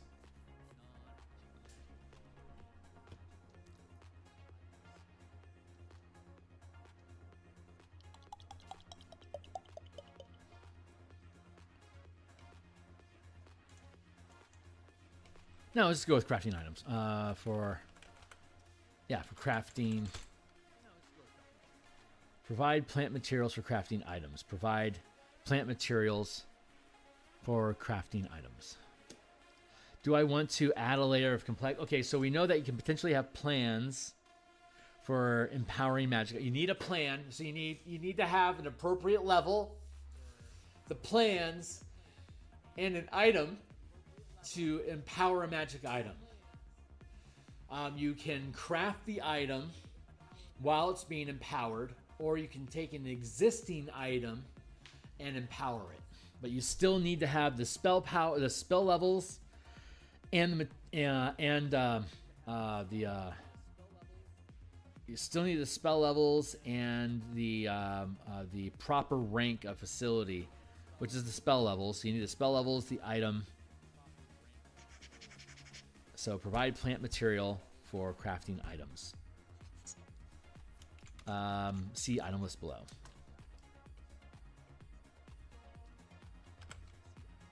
No, yeah, it's just because it's just plant items, generic.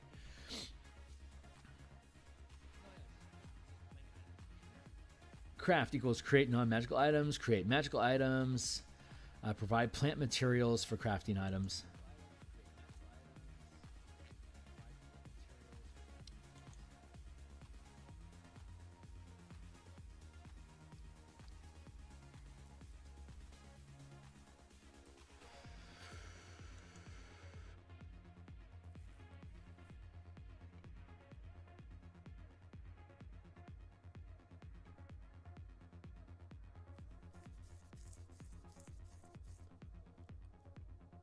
Huh, so why?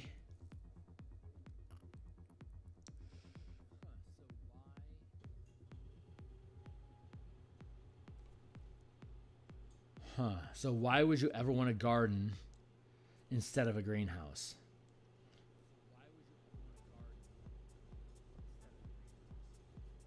Maybe I do need to have maintain in the garden, just so it feels unique.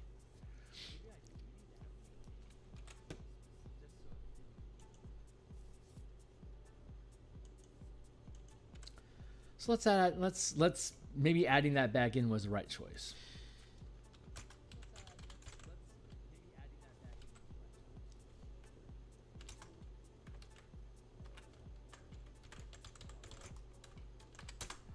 So now we're back to the problem of what is it?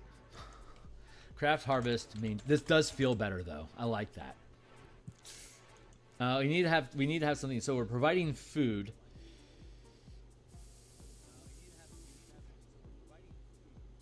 That means it feels like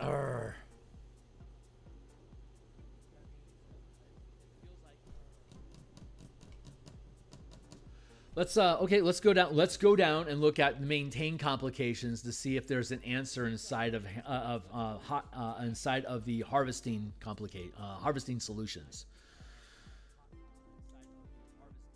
So we'll grab the Bastion campaign. We'll go down to the end of the document. Past the items.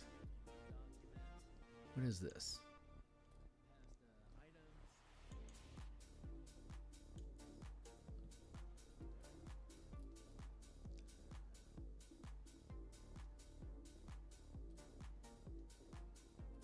No, let's look at the harvest complication first.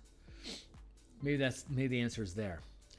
Produce materials needed for item creation. Craft order to repair. Let's look at the harvest solutions.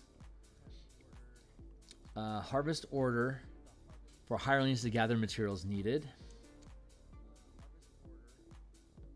Harvest order to gather needed materials from an established friendly settlement. Harvest is the problem.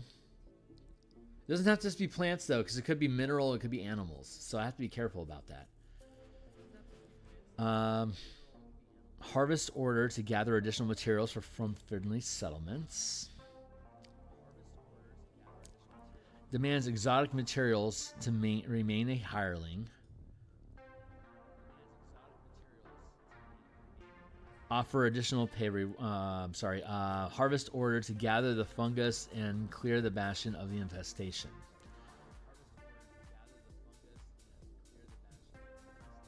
Bastion is infested with memory loss fungus. Hirelings forget information discovered when they're making a research check. I love that. Okay, so maybe when we're issuing a harvest order to resolve a complication, we can roll with advantage.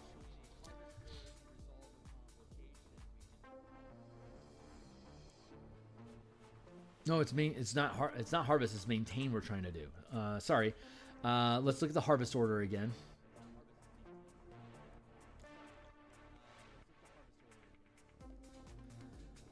Prepare facilities.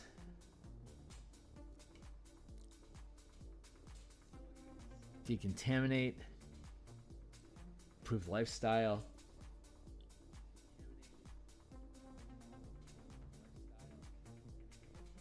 So if we're looking at a maintain complication,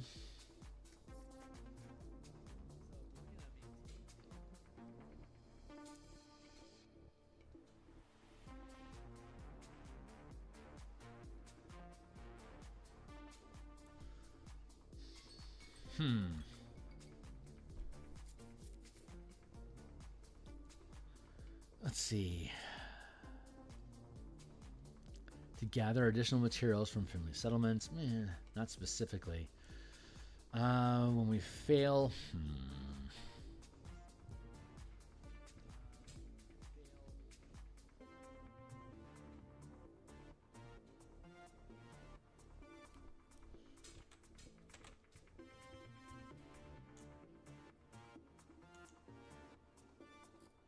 I actually want to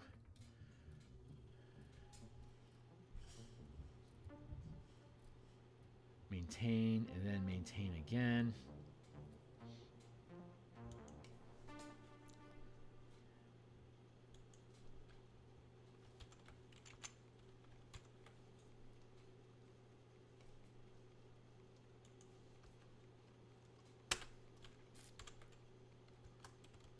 In addition, a complication occurs. That's important. Maintain equals HM. Maintain equals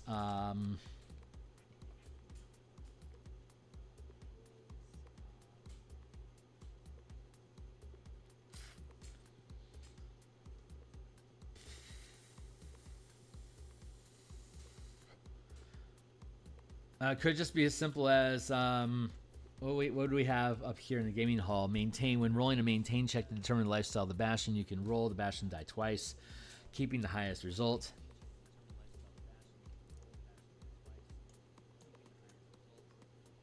Bastion die again, keeping the higher result. This would allow me to have multiple maintain do the check. So like if we decided that the garden as a maintain check should also allow you to re-roll. If the language is roll the die again, keeping the higher result, I could then use my garden to also maintain and roll the die a third time, keeping the best result, because it's again not twice, so it wouldn't be redundant. I kind of like that, but it doesn't feel quite right here. For I can feel it. We're in that space. But there's so much more to maintaining than just being fed, and the garden is so limited in scope of what it can do. But I have to have something unique that the garden can do separate from the greenhouse to make it viable for even existing. I'm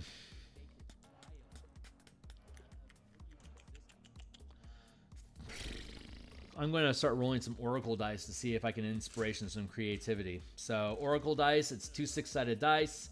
I ask yes or no questions with one die, and then I roll a second die to answer the question. If the answer die is equal to or higher than the question result, the answer is yes. If the answer die is lower than the number on the question die, the answer is no. So, for example, should I be including maintain as a improve order and unique feature of the greenhouse? 5 and 3, so it says no. So does that mean that just as a confirmation question, I'll ask the question differently? Should I only limit it to craft and harvest? 6 and 1, it says no. So should it be something other than maintain? 5 and 3 says no. So that's a bunch of no's that I'm getting from this.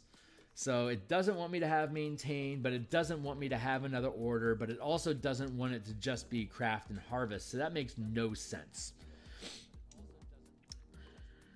So that's all nonsense. I need to approach this from a different perspective. Can garden be used with maintain? 3 and 1 still says no, it can't.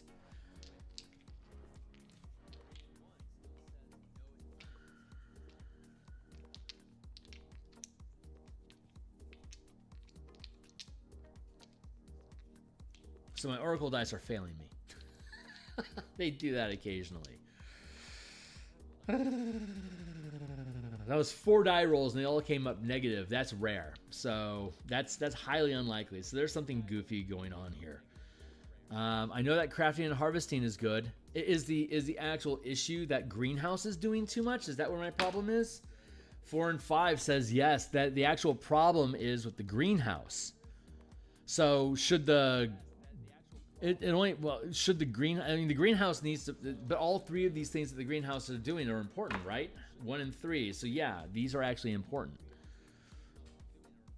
Is the greenhouse basically eating the garden? Is that what the problem is? 3 and 4. The problem here is that these things are so similar that they do exactly the same thing, and that perhaps they are redundant. Is there a way for me to differentiate greenhouse from garden? 3 and 4. So yes, there is a way for me to differentiate garden from greenhouse.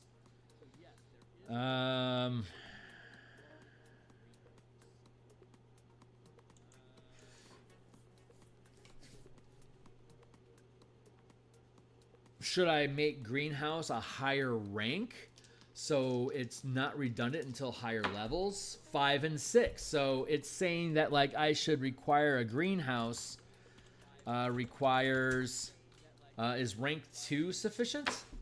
3 and 3. So it says requires second rank, while garden comes in at first rank.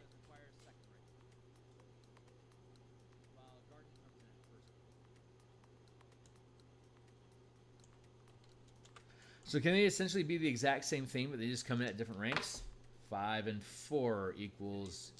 No, they aren't exactly the same thing. So should garden only have craft and harvest but be first rank? 6 and 5 equals no. So greenhouse. Requiring second rank is right. It should have all three of these tasks. It's different from the garden provides plant materials for crafting items.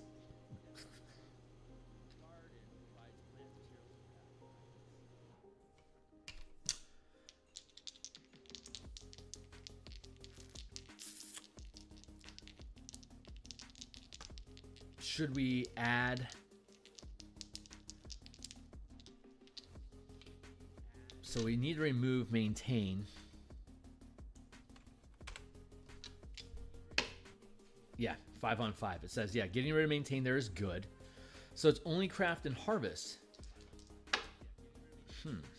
It's first rank. So does that mean should greenhouse be a higher rank? 1 and 5. So, but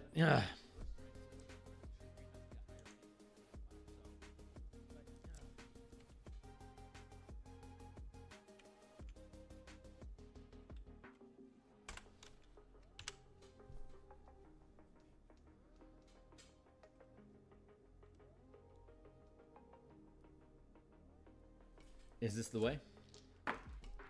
3 and 5 says yes. Okay, cool. So we figured it out. Garden is a very simple structure that we can get early on. Greenhouse is a more complicated type of thing that grows more exotic type of plants that you gain at a higher rank. And it does the same stuff as the garden, but it also empowers things.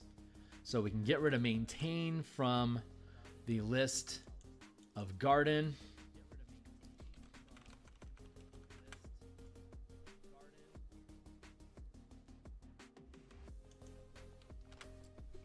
One, 2, 3, 4, 5, 6. Cool. 1, 2, 3, 4, 5, 6. And then we upgrade greenhouse to 3. There. Is the observatory 3? Yeah, the observatory is also 3. Research and empower. Okay, cool. That makes sense. I am okay with that. So let's look at some of this other stuff to see, are they all super basic? Barracks. Do we still require the barracks to be second rank? That doesn't feel true. Yeah, second rank. Okay.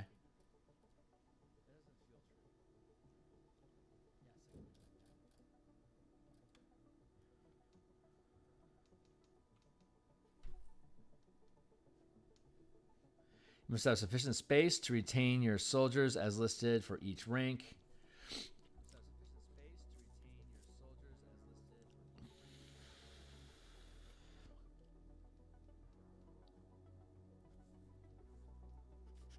Six doesn't make sense.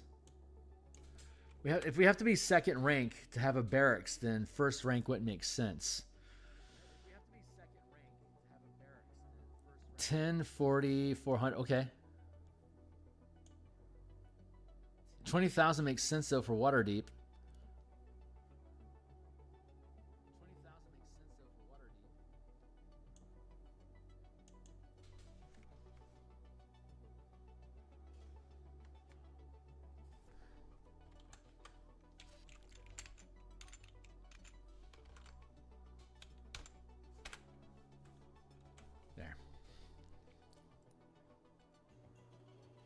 So should barracks be first rank?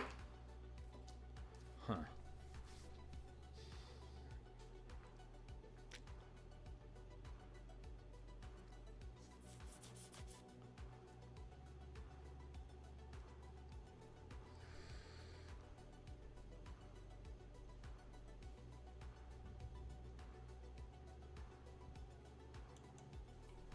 You can issue the recruit order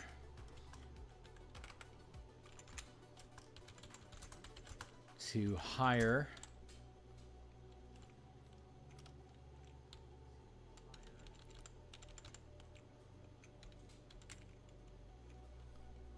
to defend the bastion.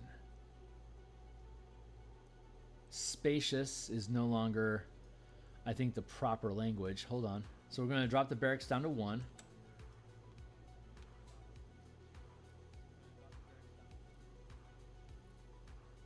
And cramped, roomy, spacious is ample.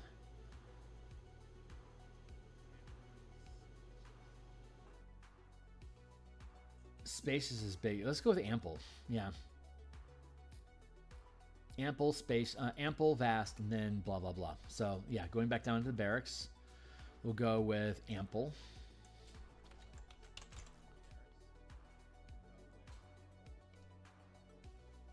You can issue the recruit order. DC 10, 15, 20, 25, 30.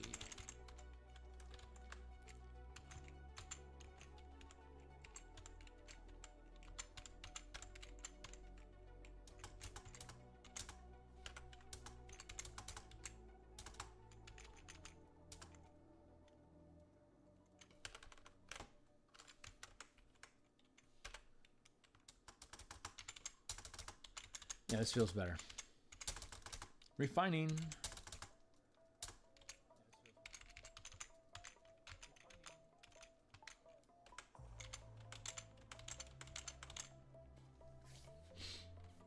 There, fix that. And we can get rid of the prereq.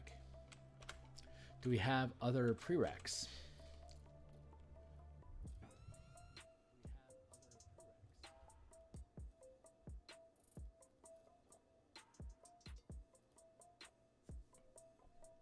Two, two, two, two, two, two. That feels good. I like that. Conan soundtrack? Is that I don't know. I don't know specifically what you're asking. If you're asking if I would play the Conan soundtrack, I don't know. I don't know if I need a subscription service to do that. And I don't know if I can just play a random YouTube video that has the Conan soundtrack without getting flagged. I don't know enough about the rules to make that happen. So I would love to. I think I need to look into. I'm potentially going to switch out Epidemic for Spotify. I think Spotify has a broader selection and has access to music like that. I don't know the rules enough. I haven't researched them, so I need to find that stuff out. But as soon as I cancel Epidemic, I can't use. I wouldn't be able to post new videos. Like if I were to ever want to extract conversations from these videos, I need to have a subscription to Epidemic to do so. I can just pick up an Epidemic subscription for a month if I build a chain of stuff. Mic is popping in and out. Oh, here. Sorry, it got spun away from my face. Thanks for the heads up.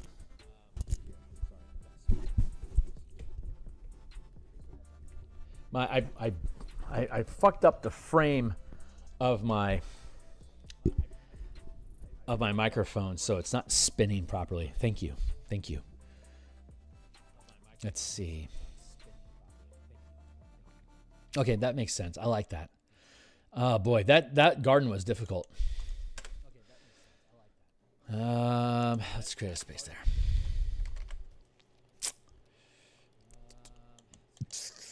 Garden. resolved. Greenhouse, resolved. We still have an hour, so we're doing okay. We're going to get through some more of these.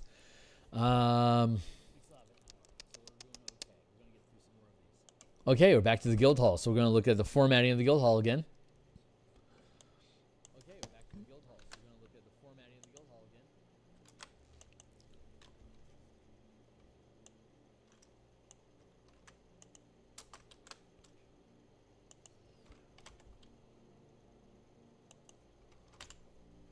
Requires second rank for a guild hall. Improve.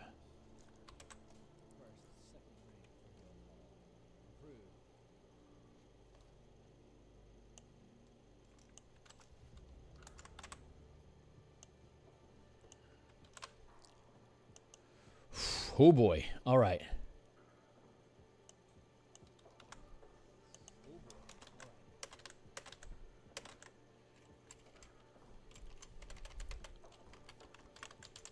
Craft, maintain, recruit, trade. This is tricky.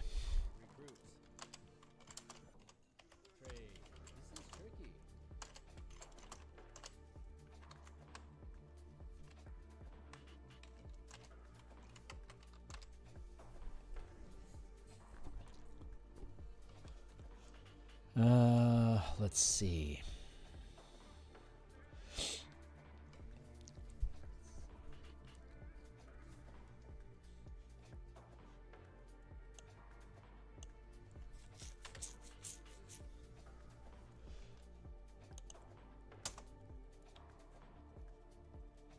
Test of specialists.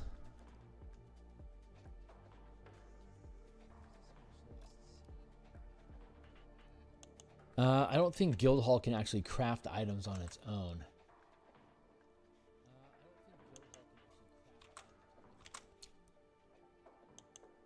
Oh, this is good.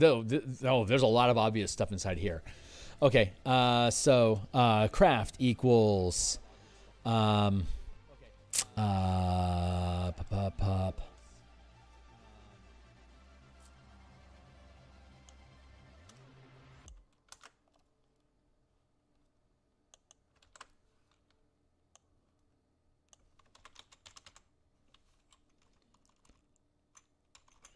To create a non-magical item,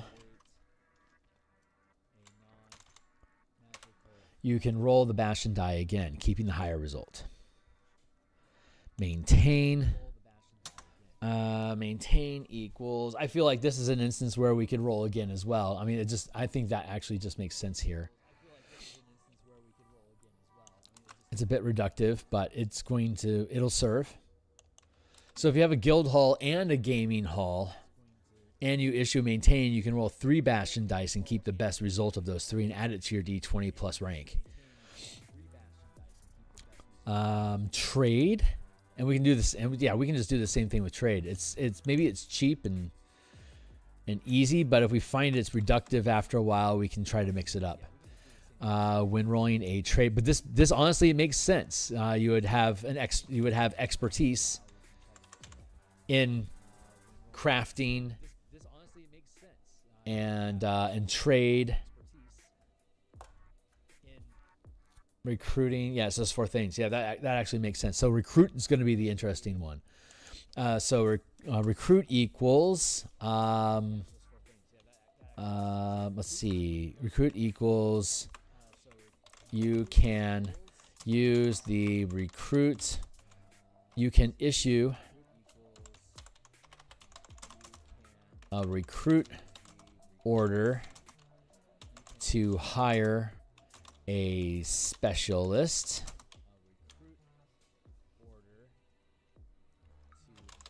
that can improve the Bastion die of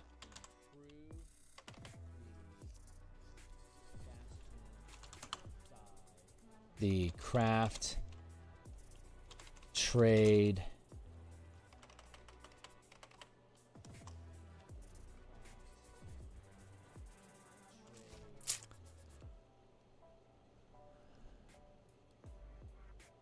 1, 2, 3. Yeah.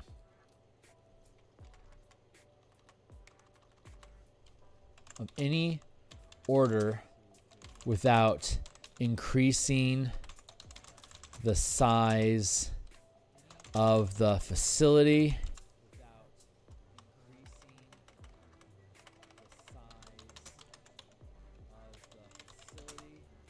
you can issue a recruit order to hire a specialist that can improve the Bastion die of any order without increasing the size of your facilities or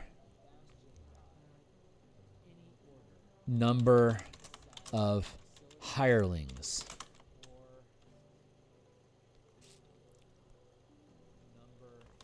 You can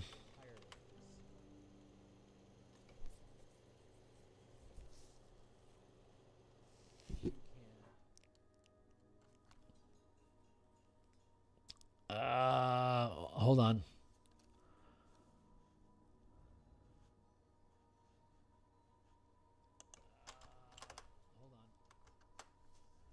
A specialist rank cannot exceed the rank of the Bastion. So by making it improve the Bastion die, we already have a set cap on the Bastion's die on the Bastion die ceiling. Each resource invested in a specialist contributes to the max rank.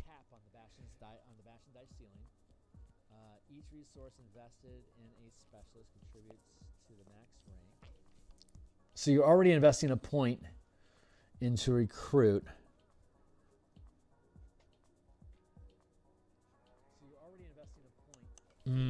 Hold on, no. Instead, you attract a specialist. There we go. You attract a specialist.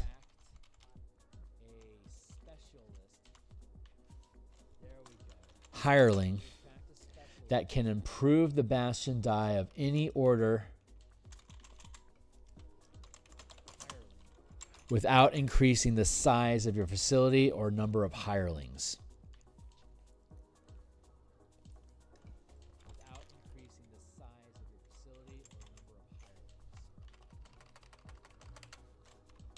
One of your you recruit a specialist hireling that can improve the Bastion die of any Bastion order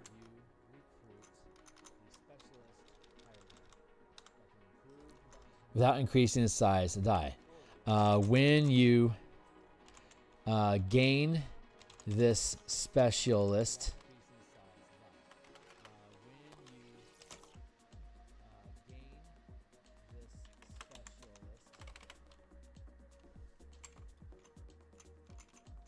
of any one order without increasing the size of the facility, you can gain a you can gain another specialist for each Bastion point spent to improve recruiting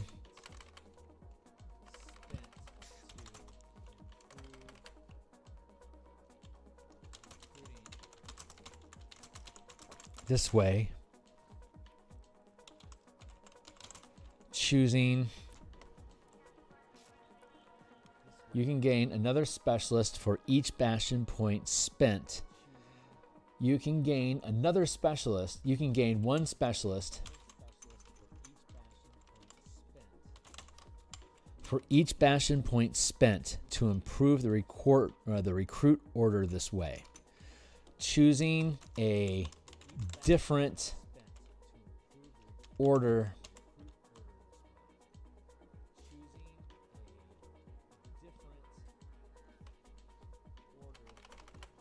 each specializing in a different order. There. Super simple. Super simple. That resolves all of this mess. There. Super simple. Super A guild can complete orders more quickly than common hirelings can do so. Reduce the time needed to finish a craft or empower order by 1 degree. I like that idea. So let's go back up here and look at this. When rolling a craft check, well, this is improving the die roll, but it doesn't speed up the time it takes. It just improves the quality. I kind of like that. I don't know what's better, speeding up the. We already have the demi-plane that speeds up the time, and that's a 5th rank thing. I can see value in having a lower, like the guild hall, and improving the time of creating things. Craft, maintain, recruit, and trade.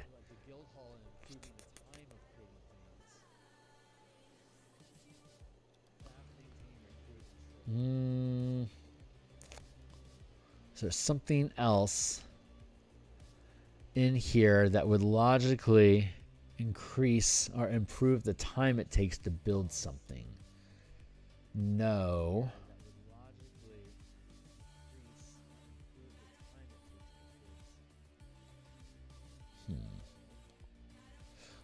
I can see the workshop. I can see the workshop improving.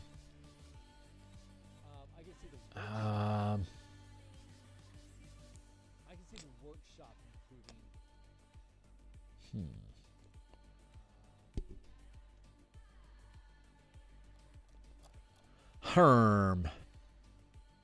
I like the idea of being able to make war golems, but it's maybe ooh.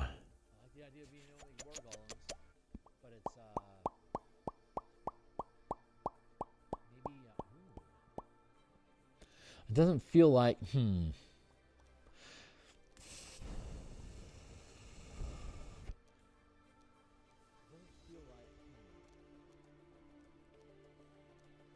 Yeah, let's leave this like that for now. I think I'm okay with that. We could always, I mean, if we find, we could always add on additional orders. Like I could theoretically have 2 unique features for empowering. I could have 2 unique features for recruiting. There's nothing that technically says I can't double dose something. I just have to have it at minimum at least 1 unique feature per order issued to keep things balanced like that. I like this. I think this is okay.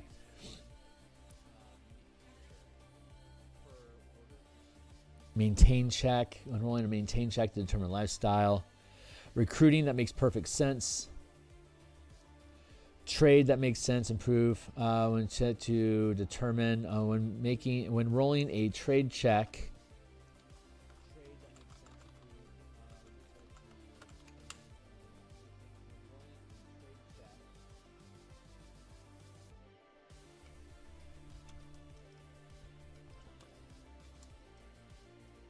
Yeah, any trade check. You can roll Bastion.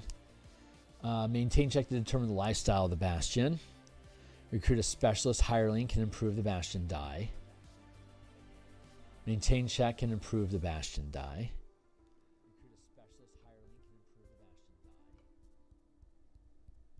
Recruiting to get a specialist to improve. I like that. I like that a lot.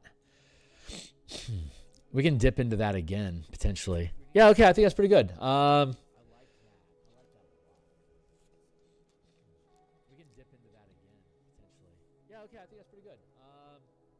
And then we already have a recruit table up top. Recruit. You recruit a specialist. And then we already have a recruit table up top. Recruit. You recruit a specialist. You attract a specialist.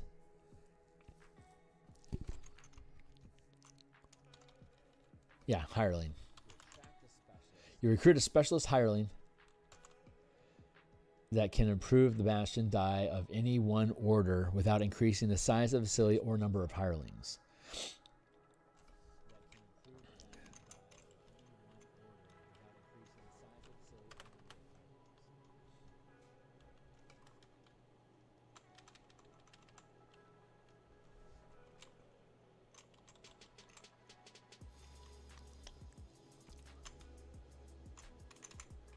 Right. You gain 1 specialist for each Bastion point spent to improve the recruit order this way, each specializing in a different order. Each improving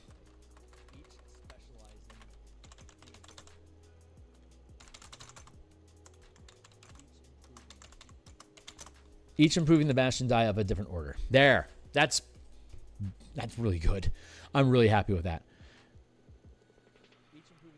And then there's sidekicks. I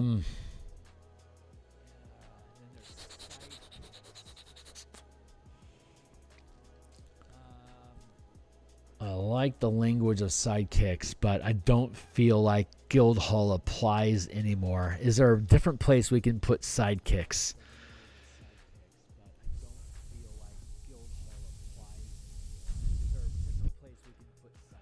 Sidekicks.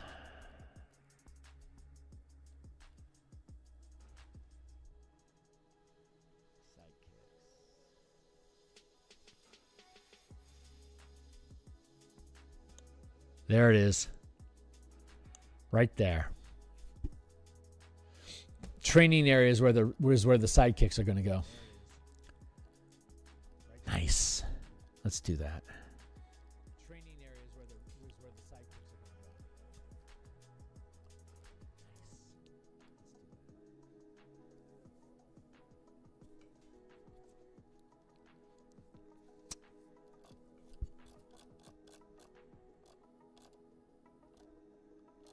So let's go back down to training area.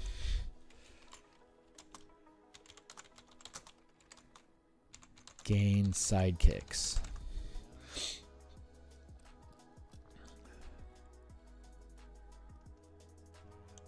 Oh, you know what? Maybe, oh yeah, recruit. Advantage, extra die with recruit roll.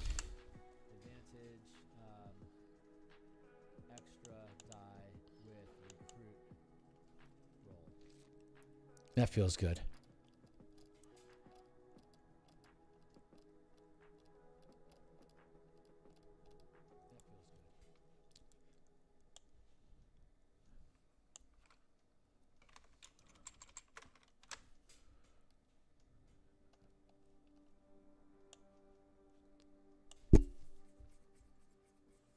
I feel like it would be nice to be able to improve the timing on something, but is that in the demiplane? Was that empowering?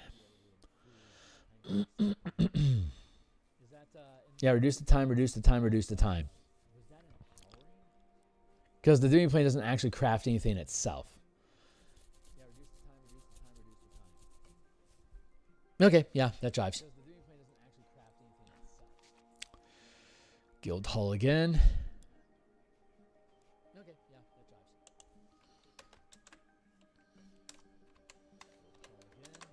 There, type of specialist to Guildhall.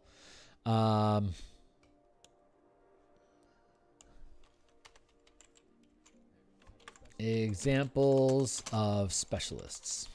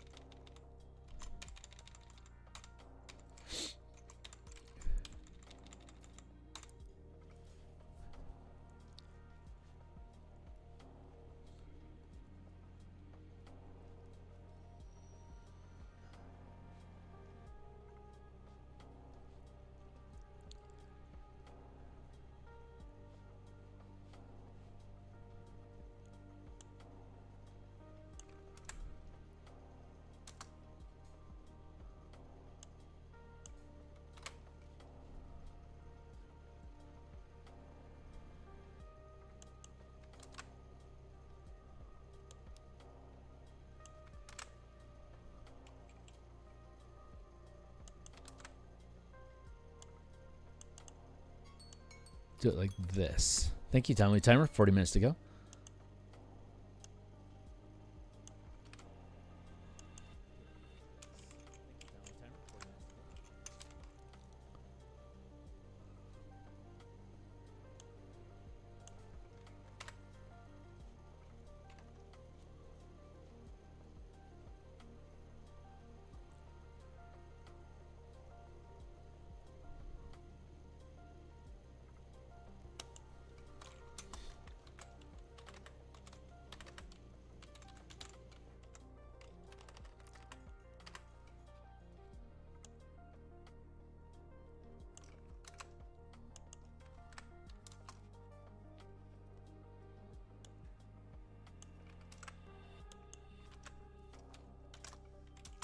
There, like that.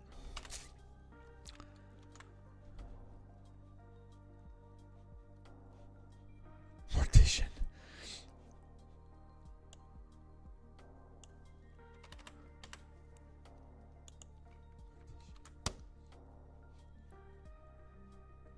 Yeah, it feels okay. Yeah, I like that. And then trade. Okay, cool. And now we can specialist skilled in the operations of the order, specialist rank can exceed the Bastion. This is so much simpler. So much simpler. Each resource invested, blah, blah, blah. Rank, recruit.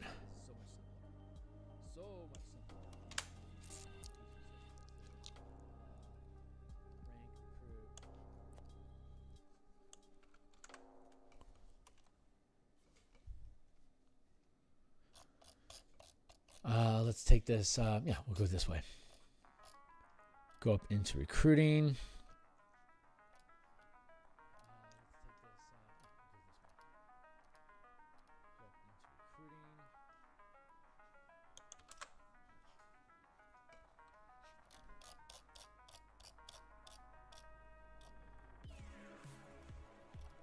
One, two.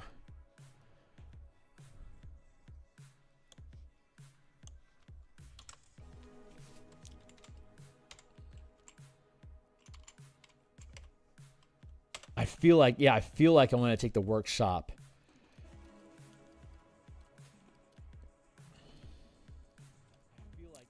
And use that to improve. Use that as an option to improve the time.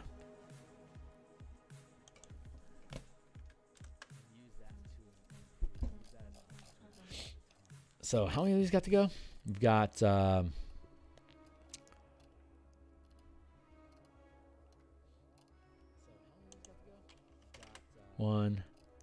2, 3, 4, 5, 6, 7, 8, 9, 10, 11, 12, 13, 14, 15, 16, 17, 18, 19, 20, 21. All right, 21 to go. I need to be sedated. Let's keep going.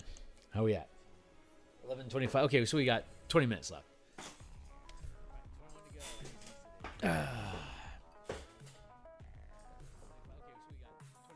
35, 40. Yeah. Sip of water.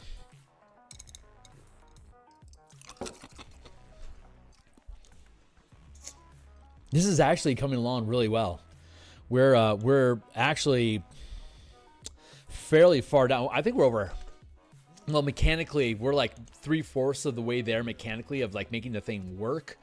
And then there's actually all the language that surrounds it, and then examples of and how the DM can handle it. So there's going to be this is just the mechanics, and then there's going to be like the player facing section, like the shared section. But these are things that the players have access to. And then the DM section, we'll talk about narrating it and building it and examples of stuff, which could take a little while. Potentially 10, 20 pages worth of stuff, depending on how we work it out.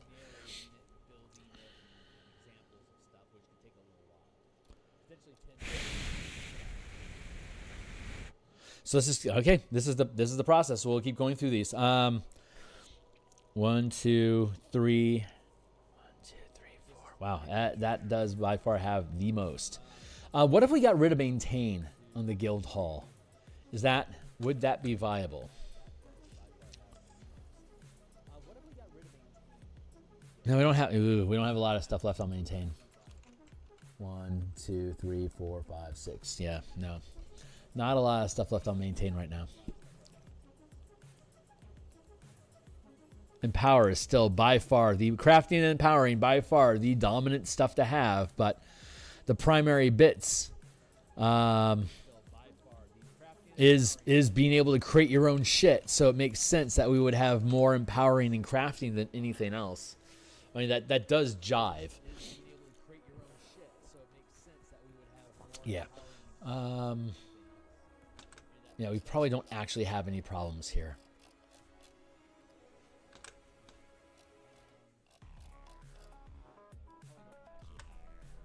Let's see.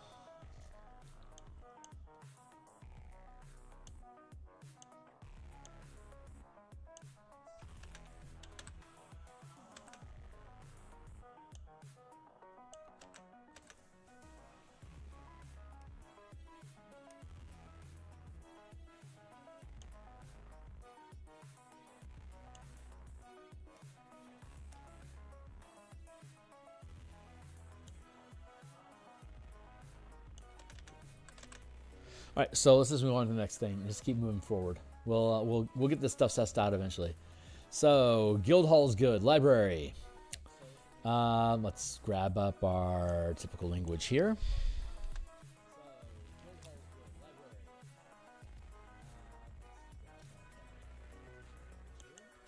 Laboratory. Craft, empower, research.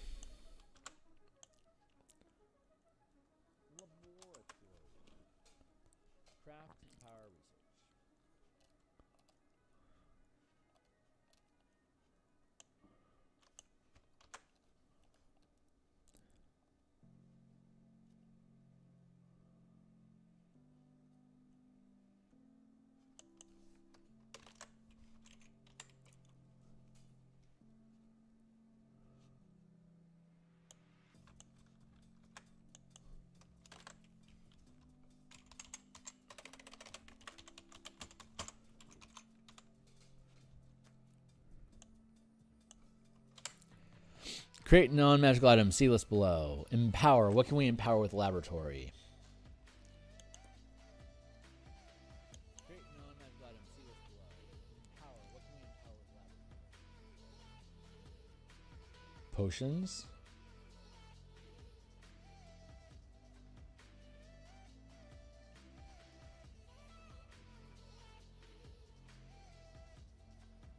Oof.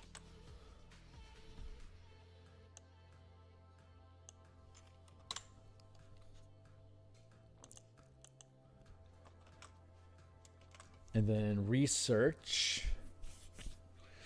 What's the unique thing that we can make with research?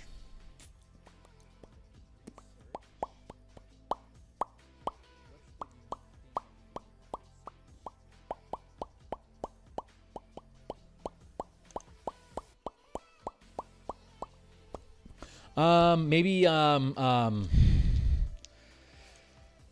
discover plans for items.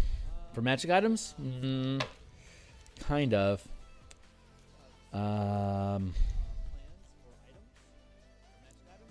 We have it listed.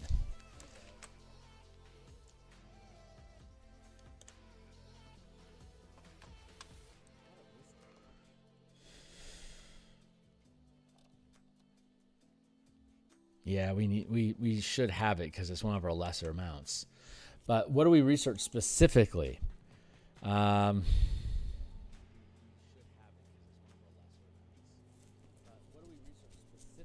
need the plans.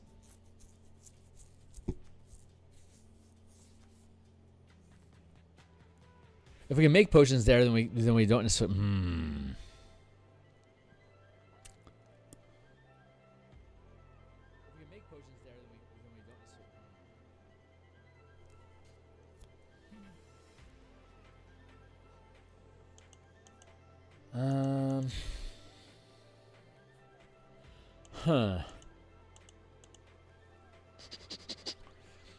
So when we perform the research action, we don't necessarily need to have it be related to research. It can be related to something else. So we've seen that already. So what could benefit from laboratory research? Of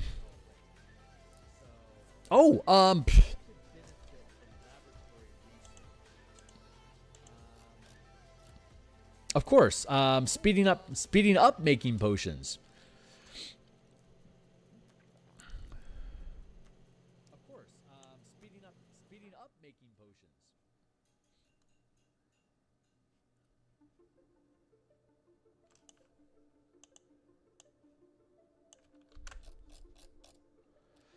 Of course.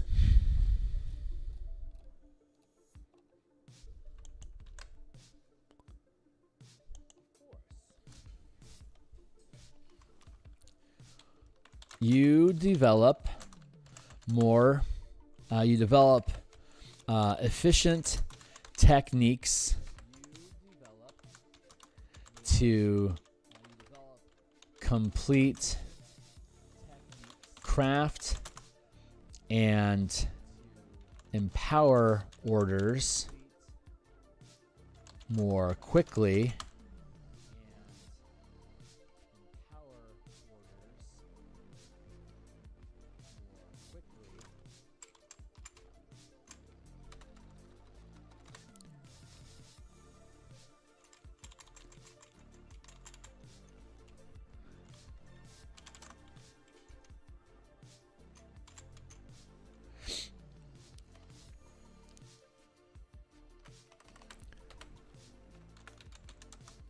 Craft and empower orders to create items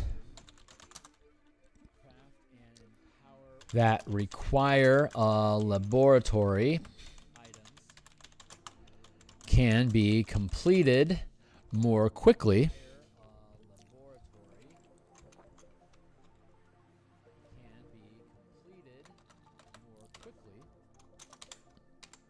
Reduce the time needed to finish a craft or empower order.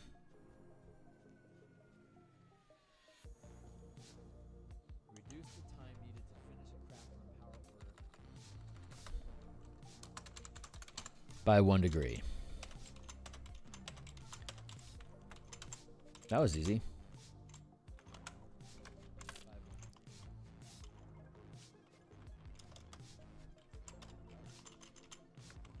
There.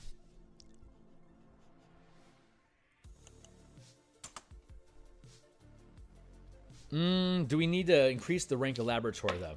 Yes, we do. Should we increase it to 3rd rank? Would that make sense? What about 2nd rank? Is 2nd rank good? We already have 2, 2, 2. We have... How many orders are 1st rank? 1, 2, 3, 4, 5, 6, 7, 8, 9, 10, 11, 12... 13, 14, 15, 16, 17, 18, 19, 20. 1, 2, 3, 4, 5, 6. 1, 2, 3, 4. So we can push some of these up to higher ranks.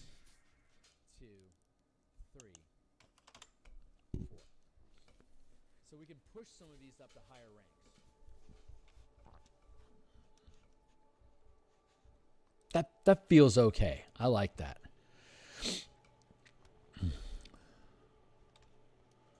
We need a couple more secondary. We need a couple more 2 rank, and we don't have any 4th rank. It'd be kind of nice to have some 4th rank stuff in here, but I don't see it yet.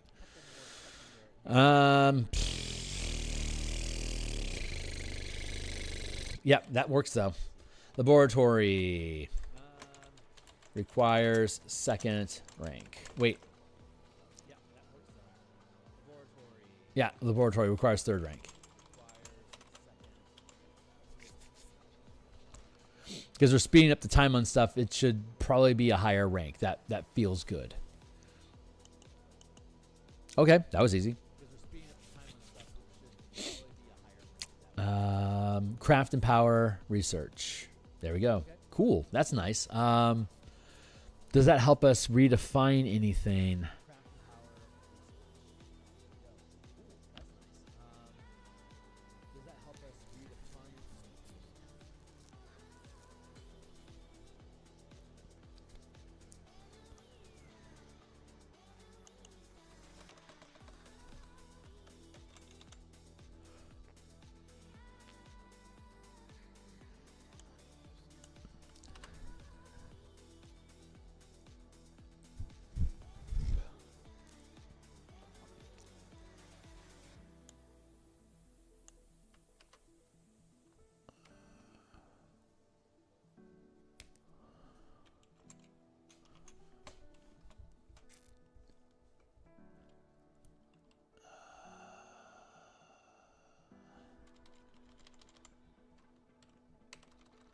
craftsmen, engineers,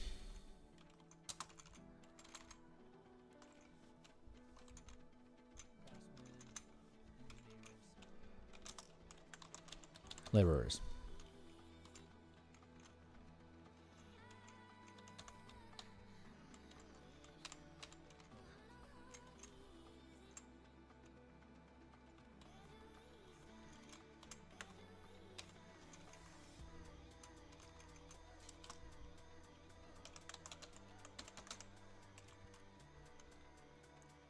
There we go. Okay, that feels good. Sage, spy. Sage, scout, spy.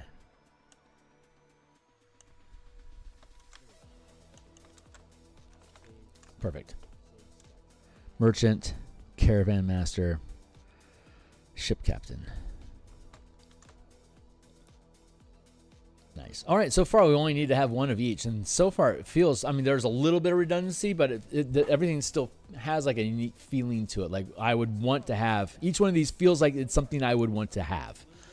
And that was the primary goal that we were shooting for. So let's see, what do we get from the library? Empower and research. That was the primary goal that we were shooting for. So let's see, what do we get from the library?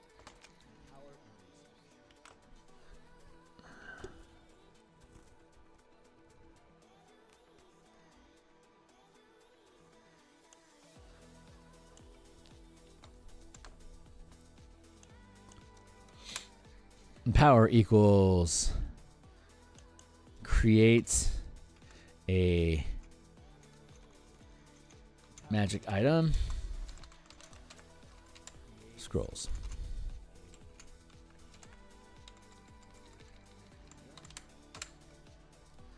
Is that how we word that?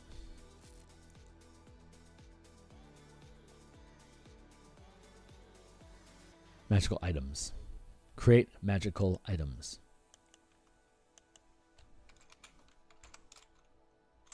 There we go. Let's see. Research equals characters out of Bastion size and intelligence check. Let's see. Research equals characters out of Bastion size and intelligence check. Oof, man, there's a lot of stuff we could do with this. Let's take this familiarity with destination thing. Let's take that and drop it down to the observatory. That feels right. Contact other plane.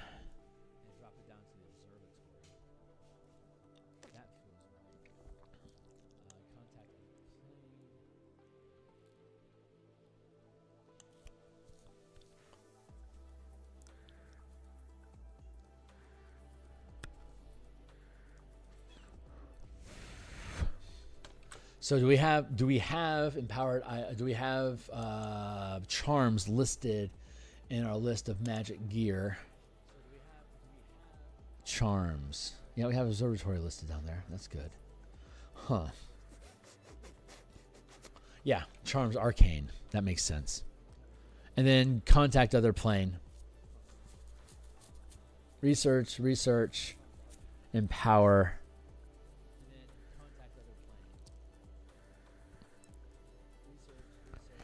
Gain improved degree of familiarity with a location. That totally makes sense. Contact other plane. That also makes sense for research.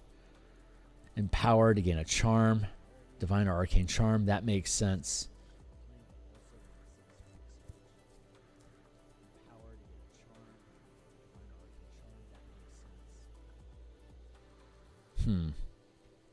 Interesting. Okay. Well, hey, that's where we're at. So that's okay. Let's see. Don't need to get lost in the sauce yet. So library has empower, create magic items. And then research is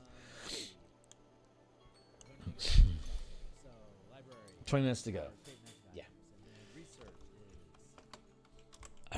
I kind of like that idea.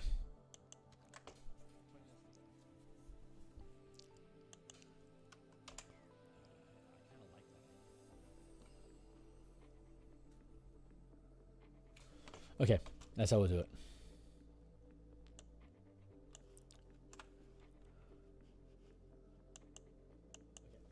Research equals. You can issue the research order to your library about a specific topic and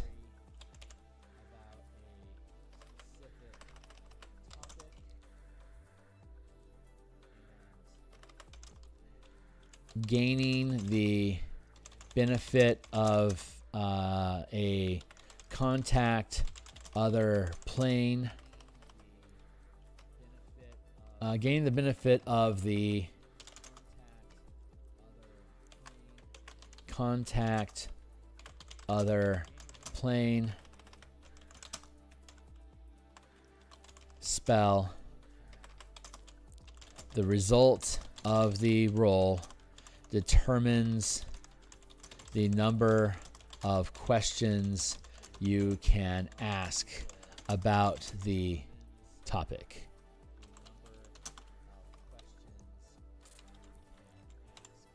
There.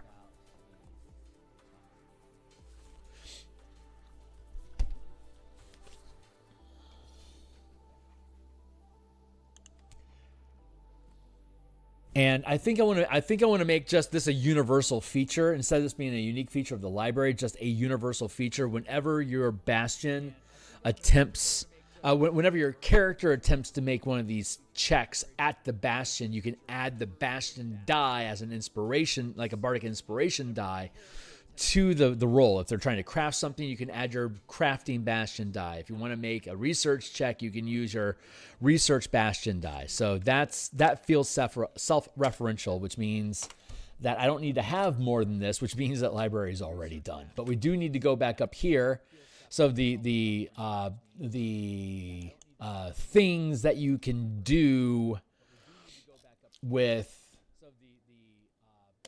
orders is expanding. So that's where we're going to see like some of these ideas can just be universal. Like that's a meta thing. So this would be a meta. That's a meta thing.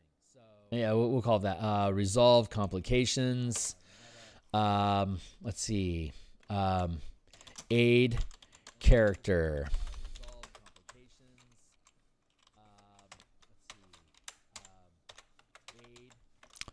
When a character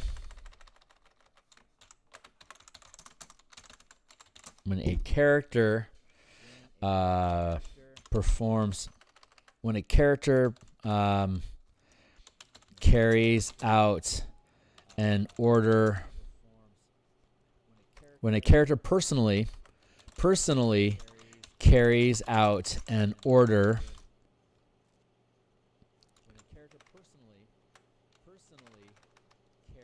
when a character uses downtime at the Bastion to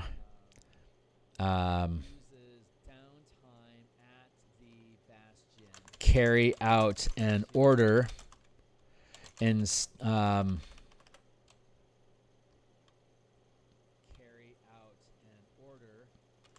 the Bastion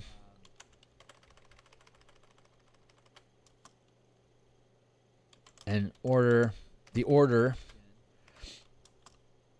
I want to word that differently. If an order is issued while a character is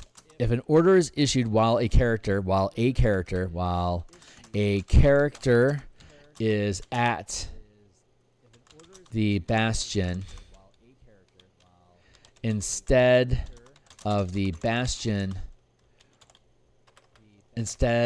making a Bastion check, the character can make an ability check, adding the Bastion die for that order to the adding the Bastion die to the result. There.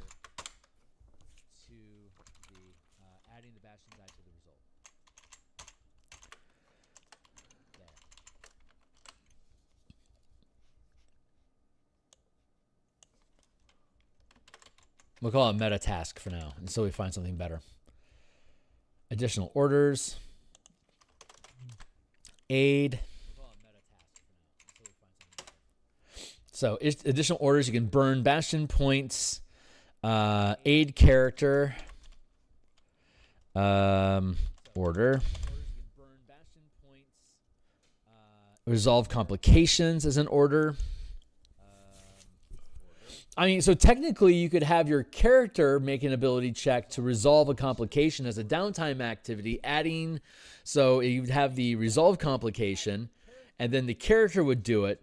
You would have the character, it wouldn't cost the Bastion any orders for the character to resolve the complication, but you could issue the order to aid the character in resolving the complication. So if I have my character resolve the complication as a downtime activity, it doesn't become an adventure, but instead it's your character during downtime activity that resolves that complication, taking the character out of rotation for that adventure, for any potential adventure that happens during that time.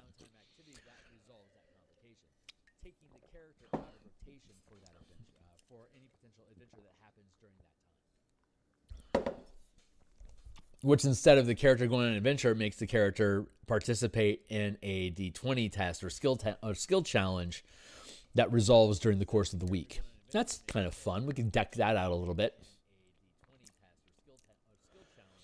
You could potentially run an entire campaign without actually running adventures, instead having characters performing the orders. And then each of those become just ability checks that they're making to progress the path of completing the task with difficulties along the way, that the character is then making additional side skill challenges to overcome to progress the order. That's kind of an interesting idea, which kind of aligns with how Guild Delvers works, but Guild Delvers is more centered around adventuring as well, but just staying inside of the exploration D20 test space without increasing action economy. But I digress. Okay, but no, that makes sense though. So I'm pretty happy with that. So just, yeah, a character could just do research. So you can issue the research order to your library about, when we go back up to guild halls, you can issue the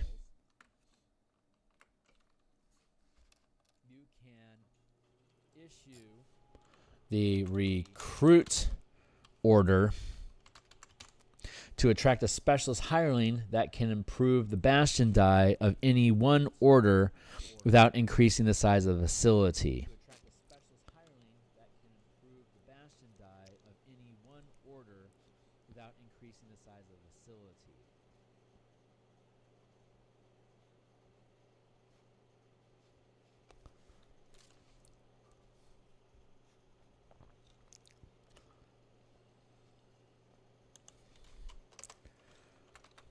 The DC to recruit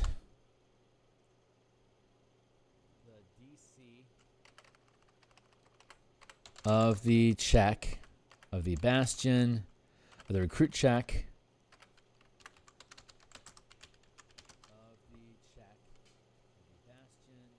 is equal,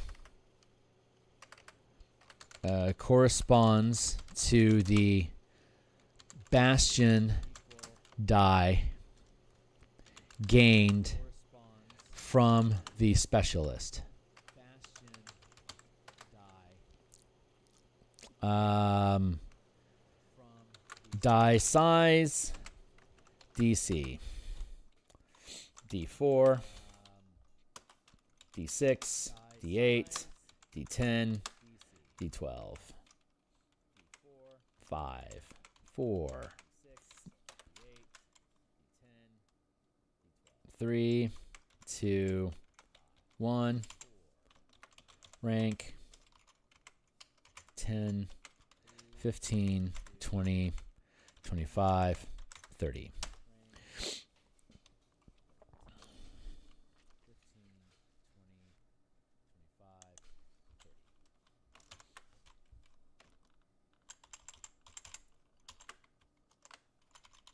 And then if the if the check fails to, if the result of the check fails, a complication occurs.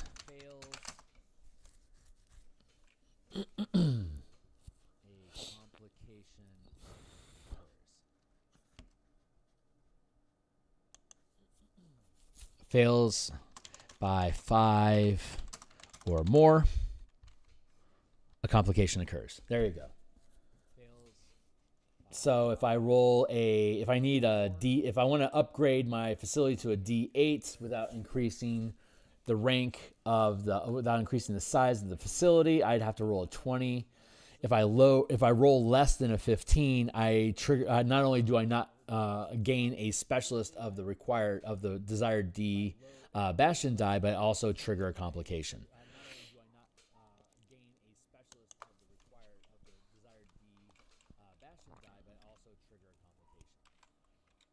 That feels okay.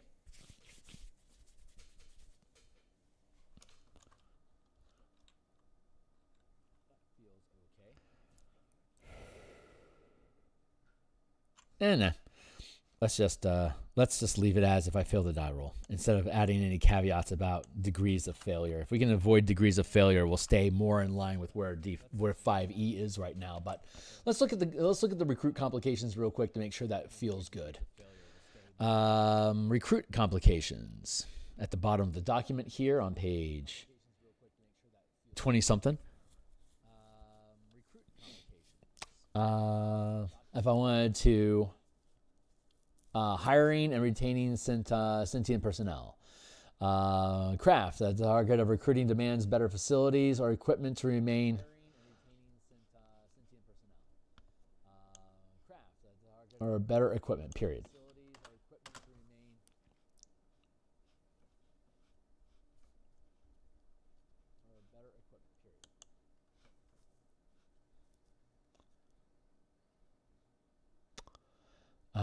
Empower. The target of recruiting refuses to join because it senses an unnatural disturbance at the Bastion.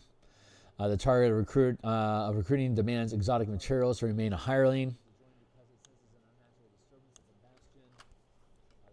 Maintain to target. The target of recruiting demands a bonus reward.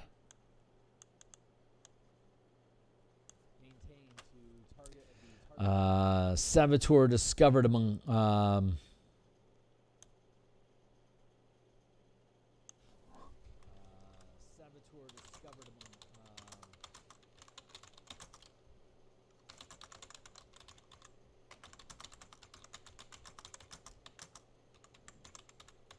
instead to be a saboteur.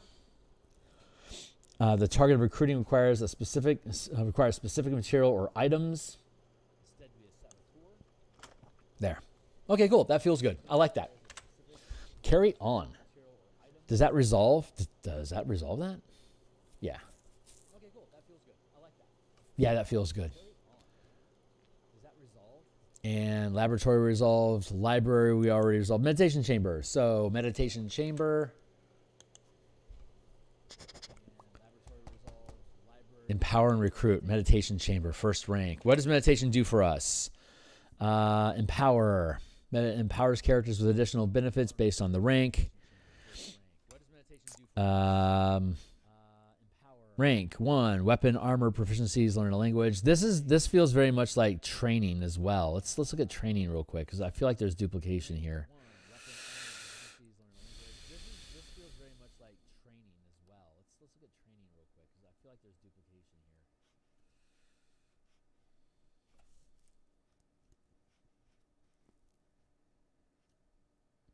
Okay, so meditation chamber could probably be a higher rank. Empower and recruit. Okay, so meditation chamber could probably be a higher rank. What happens if we push meditation chamber up to 2? Because training area is already taking care of a lot of this. I feel like it's a little redundant. So let's go back to the meditation chamber and make it less redundant. Because training area is already taking care of a lot of this. I feel like it's a little redundant. So requires second rank.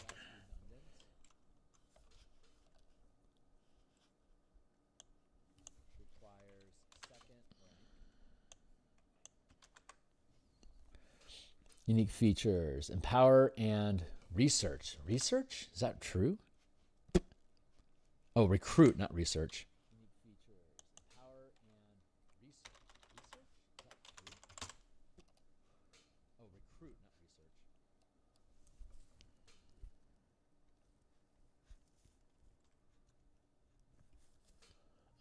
Divine. Charm. Let's look at training again, or the training hall. Oof, that really is just redundant. Let's look at training again, or the training hall. Oof, that really is just redundant. Power and recruit here as well, right? Recruit equals gain sidekicks. That makes sense.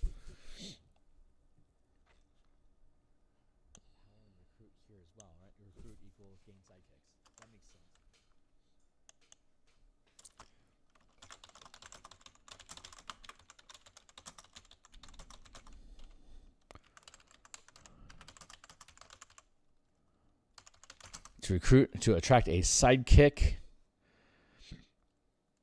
to accompany your characters on adventures. The rank, the DC to recruit is based on the level of sidekick of the sidekick. Level DC 1 to 4 equals 10. 5 to 8 equals 15. 9 to 12 equals 20.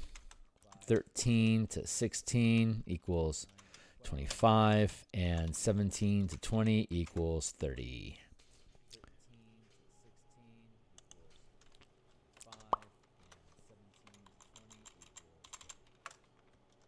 And as usual,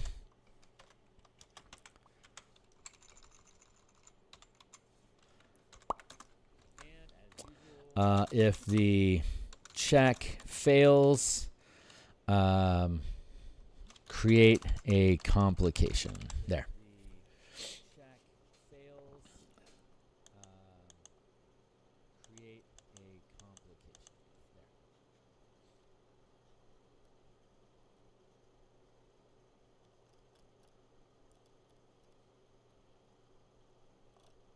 Oh, man, that can get expensive. Okay, so I want the meditation chamber to be more more exotic, while I want the training area to be more mundane.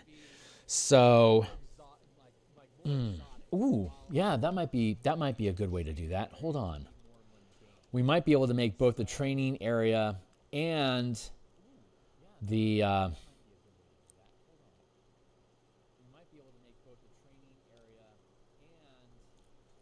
proficiency, feat, tool, proficiency. Yeah, we can just scrap this entire stack here. That's gonna work. We can go here, 2, 3, 4, 5. Rank and benefit. There's that.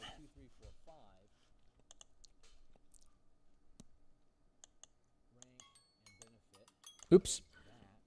There's our timer. So let's go with empower equals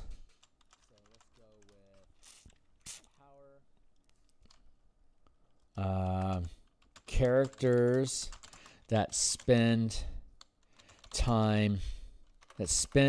a Bastion turn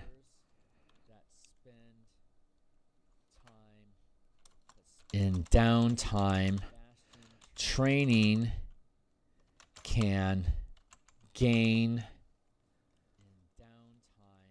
an additional benefit based on the rank of the chamber. Can gain one benefit one boon from up to the maximum listed rank.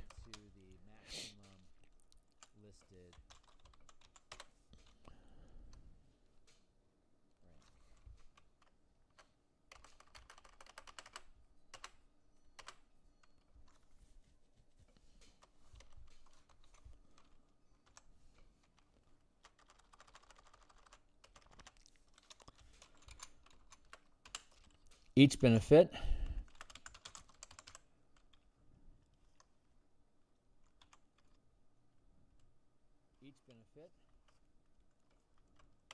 one benefit can be active. Each benefit requires investing, requires one bastion point. One benefit can be active per character at a time. Yeah, that way we don't have to actually spend bastion points on it. We might change that in the future. But for now, that feels pretty easy.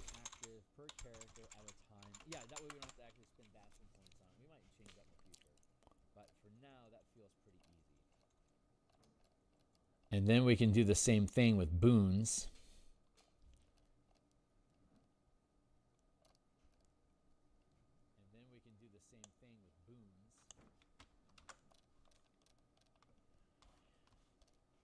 So this will be the last thing that we do. We'll finish the meditation chamber and then we'll kick on. So training area. Unique feature.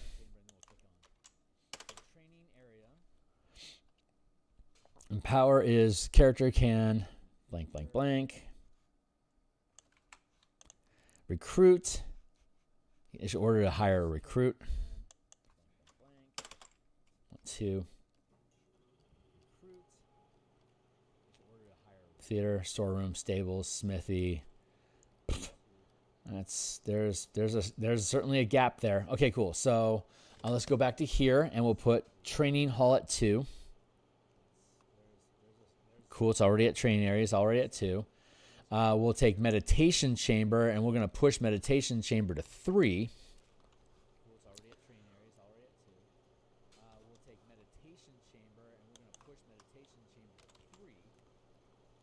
And then unique features and power.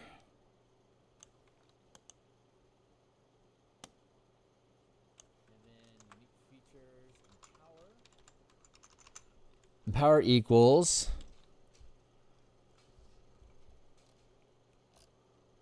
a character that spends a bastion turn of downtime activity in the using this facility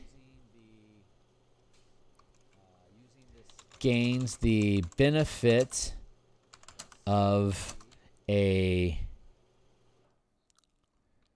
charm, arcane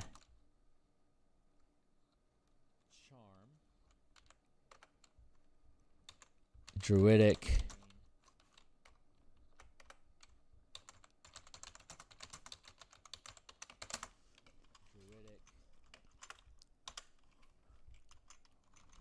one charm can be active per character at a time from the list below.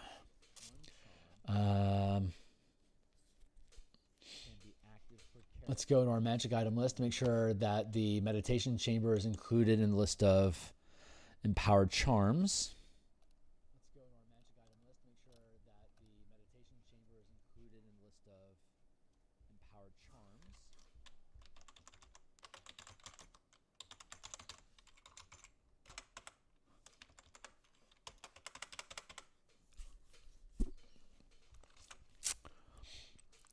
One charm can be active per character at a time from the list below.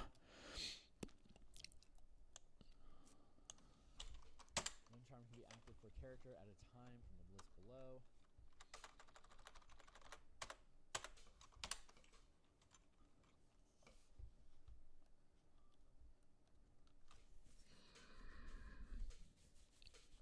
Let's look at our list of empowerment complications to see if there's a chance of failure.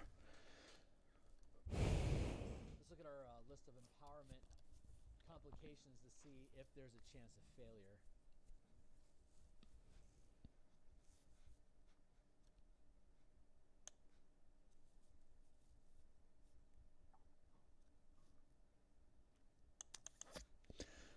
Item count doesn't have the necessary exotic materials needed to empower. Item count doesn't have the necessary exotic materials needed to empower. It doesn't quite jive. We'll have to come back and play with that. I'm going to create a living spell your facility that goes on a rampage. I love that. Your Bastion doesn't have the needed plans to empower the item. This is all item oriented in general. That's not cool. Let's see. Oh wait, was that crap? Yeah, nah. We'll have to play with that. Let's see. Empower a character that spends a Bastion turn of downtime activity using this facility gains the benefit of a charm, divine, arcane, divine, or druidic. One charm can be active per character at a time from listed below.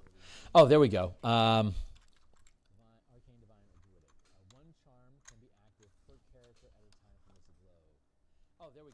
One charm can be active per character at a time from the list below up to the character's level. I like that idea. Level and character level, and then charm level. 1 to 4.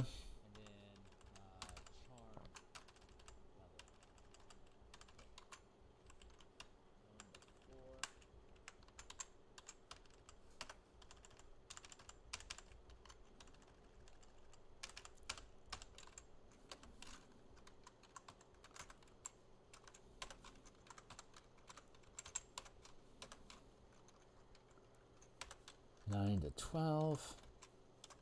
And then 5 to 8. Holy crap, this actually works. Excluding Wish. And recruit.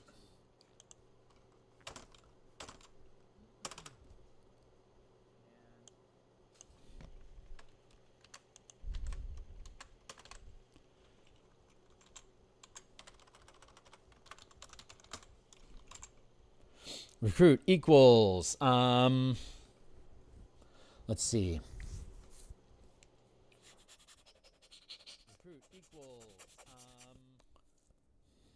let's see.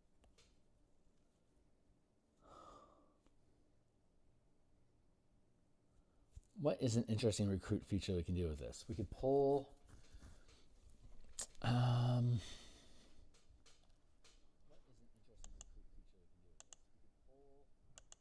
do we want to do sidekicks with this? Another sidekick? We're getting sidekick from the War Room. We're getting sidekick from Guildhall. No, we're not getting sidekick from Guildhall.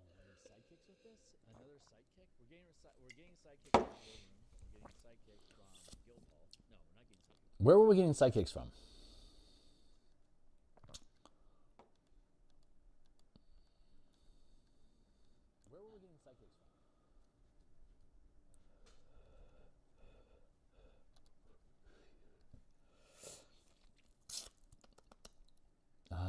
Recruit.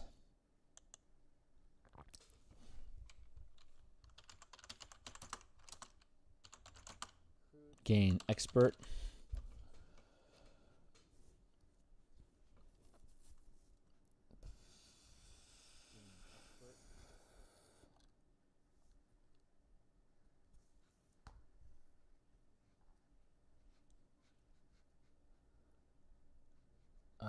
Recruit equals a warrior sidekick. There we go. Yeah.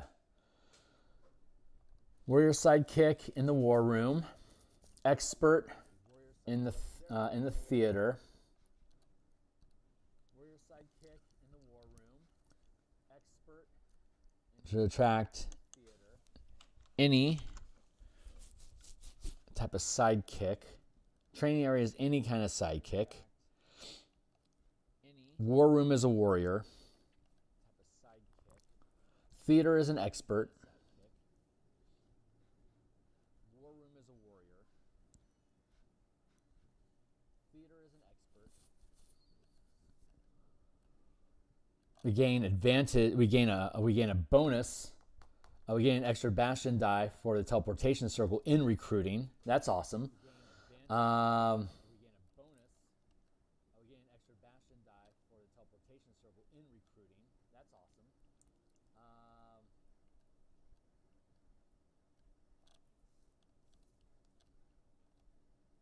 The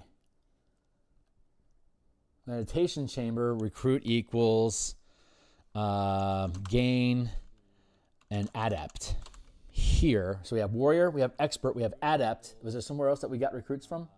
Gain an adept here. So we have warrior, we have expert, we have adept. We get a specialist that isn't a sidekick.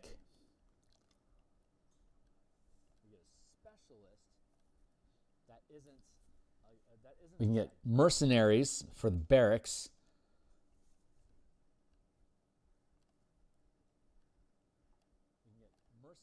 Holy shit, that totally jives. That's perfect. We have two things that can give us any. We have one, and we have each facility, and we have three facilities that can grant one each. That's awesome. That's actually fucking perfect. Holy shit. Okay, great. So let's go back down to the... Do we have the language already stored out in the war room? If we do, we can just pick up and move that language.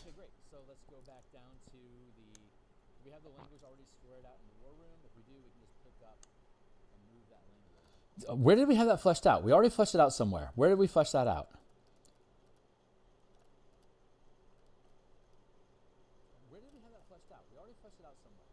And then we're done for the day.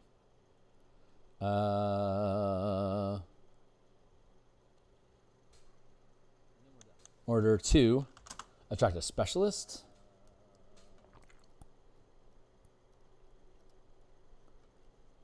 Or was it was it the training hall that we already did?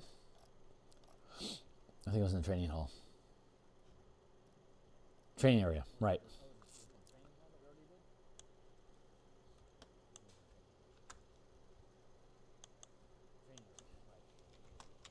Any type of sidekick. And then in the war room,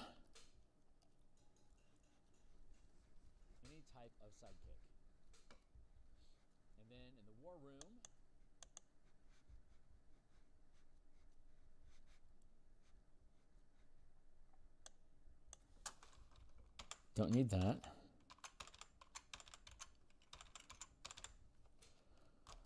Training area, good. Theater.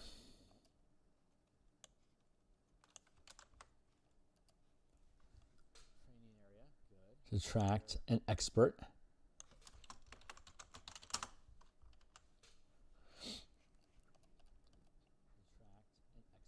Teleport, stable, smithy, settlement, scriptorum, sanctum, sanctity, reliquary, blah, blah, blah, blah, blah, blah, blah, blah. Meditation chamber. To recruit an adept.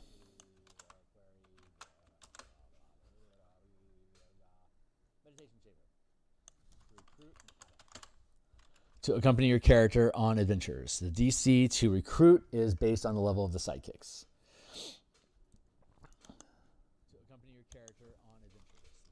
Which cannot exceed the level of the character. Period. Cool. All right. This is working. This is really working out. I am thrilled and amazed at how well this is actually working. Let's go back down to meditation chamber, and then the training area and theater are the next places where we're going to see this. Storehouse, theater.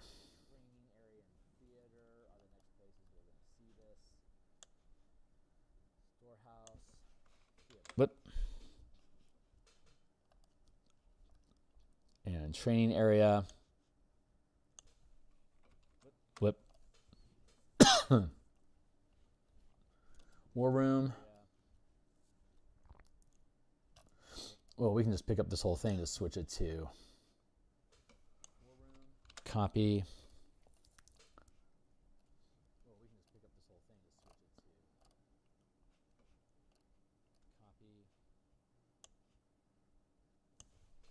Rip. All right, man, this is starting to really work out. We're going to stop here for now. I've hit my cap on my time, so I got to bounce. But this is coming along. So we still got about 20 bastions. We still got about 20 facilities to go. I think the next time we're going to be investing time on this is probably going to be Thursday. So we'll be back Thursday night and we'll continue. Let's probably knock down another 5 or 6, maybe 7 of these. They seem to be getting easier as we go. And I think we're finding a cadence. There's a little bit of redundancy that's built into these things, but it's a pattern that can be replicated. So I think I'm okay with that. We've got the meditation chamber. Where was that at? Meditation chamber is 3rd and the training hall is 2nd. So let's go back up here to make sure that still jives. Yep. And then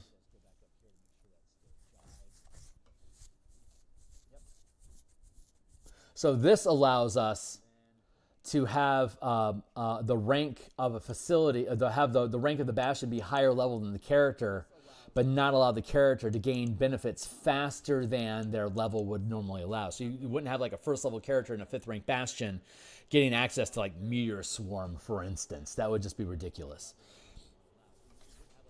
So this caps what the character can actually hold for themselves. And as opposed to the training facility that we're looking at, in the training area,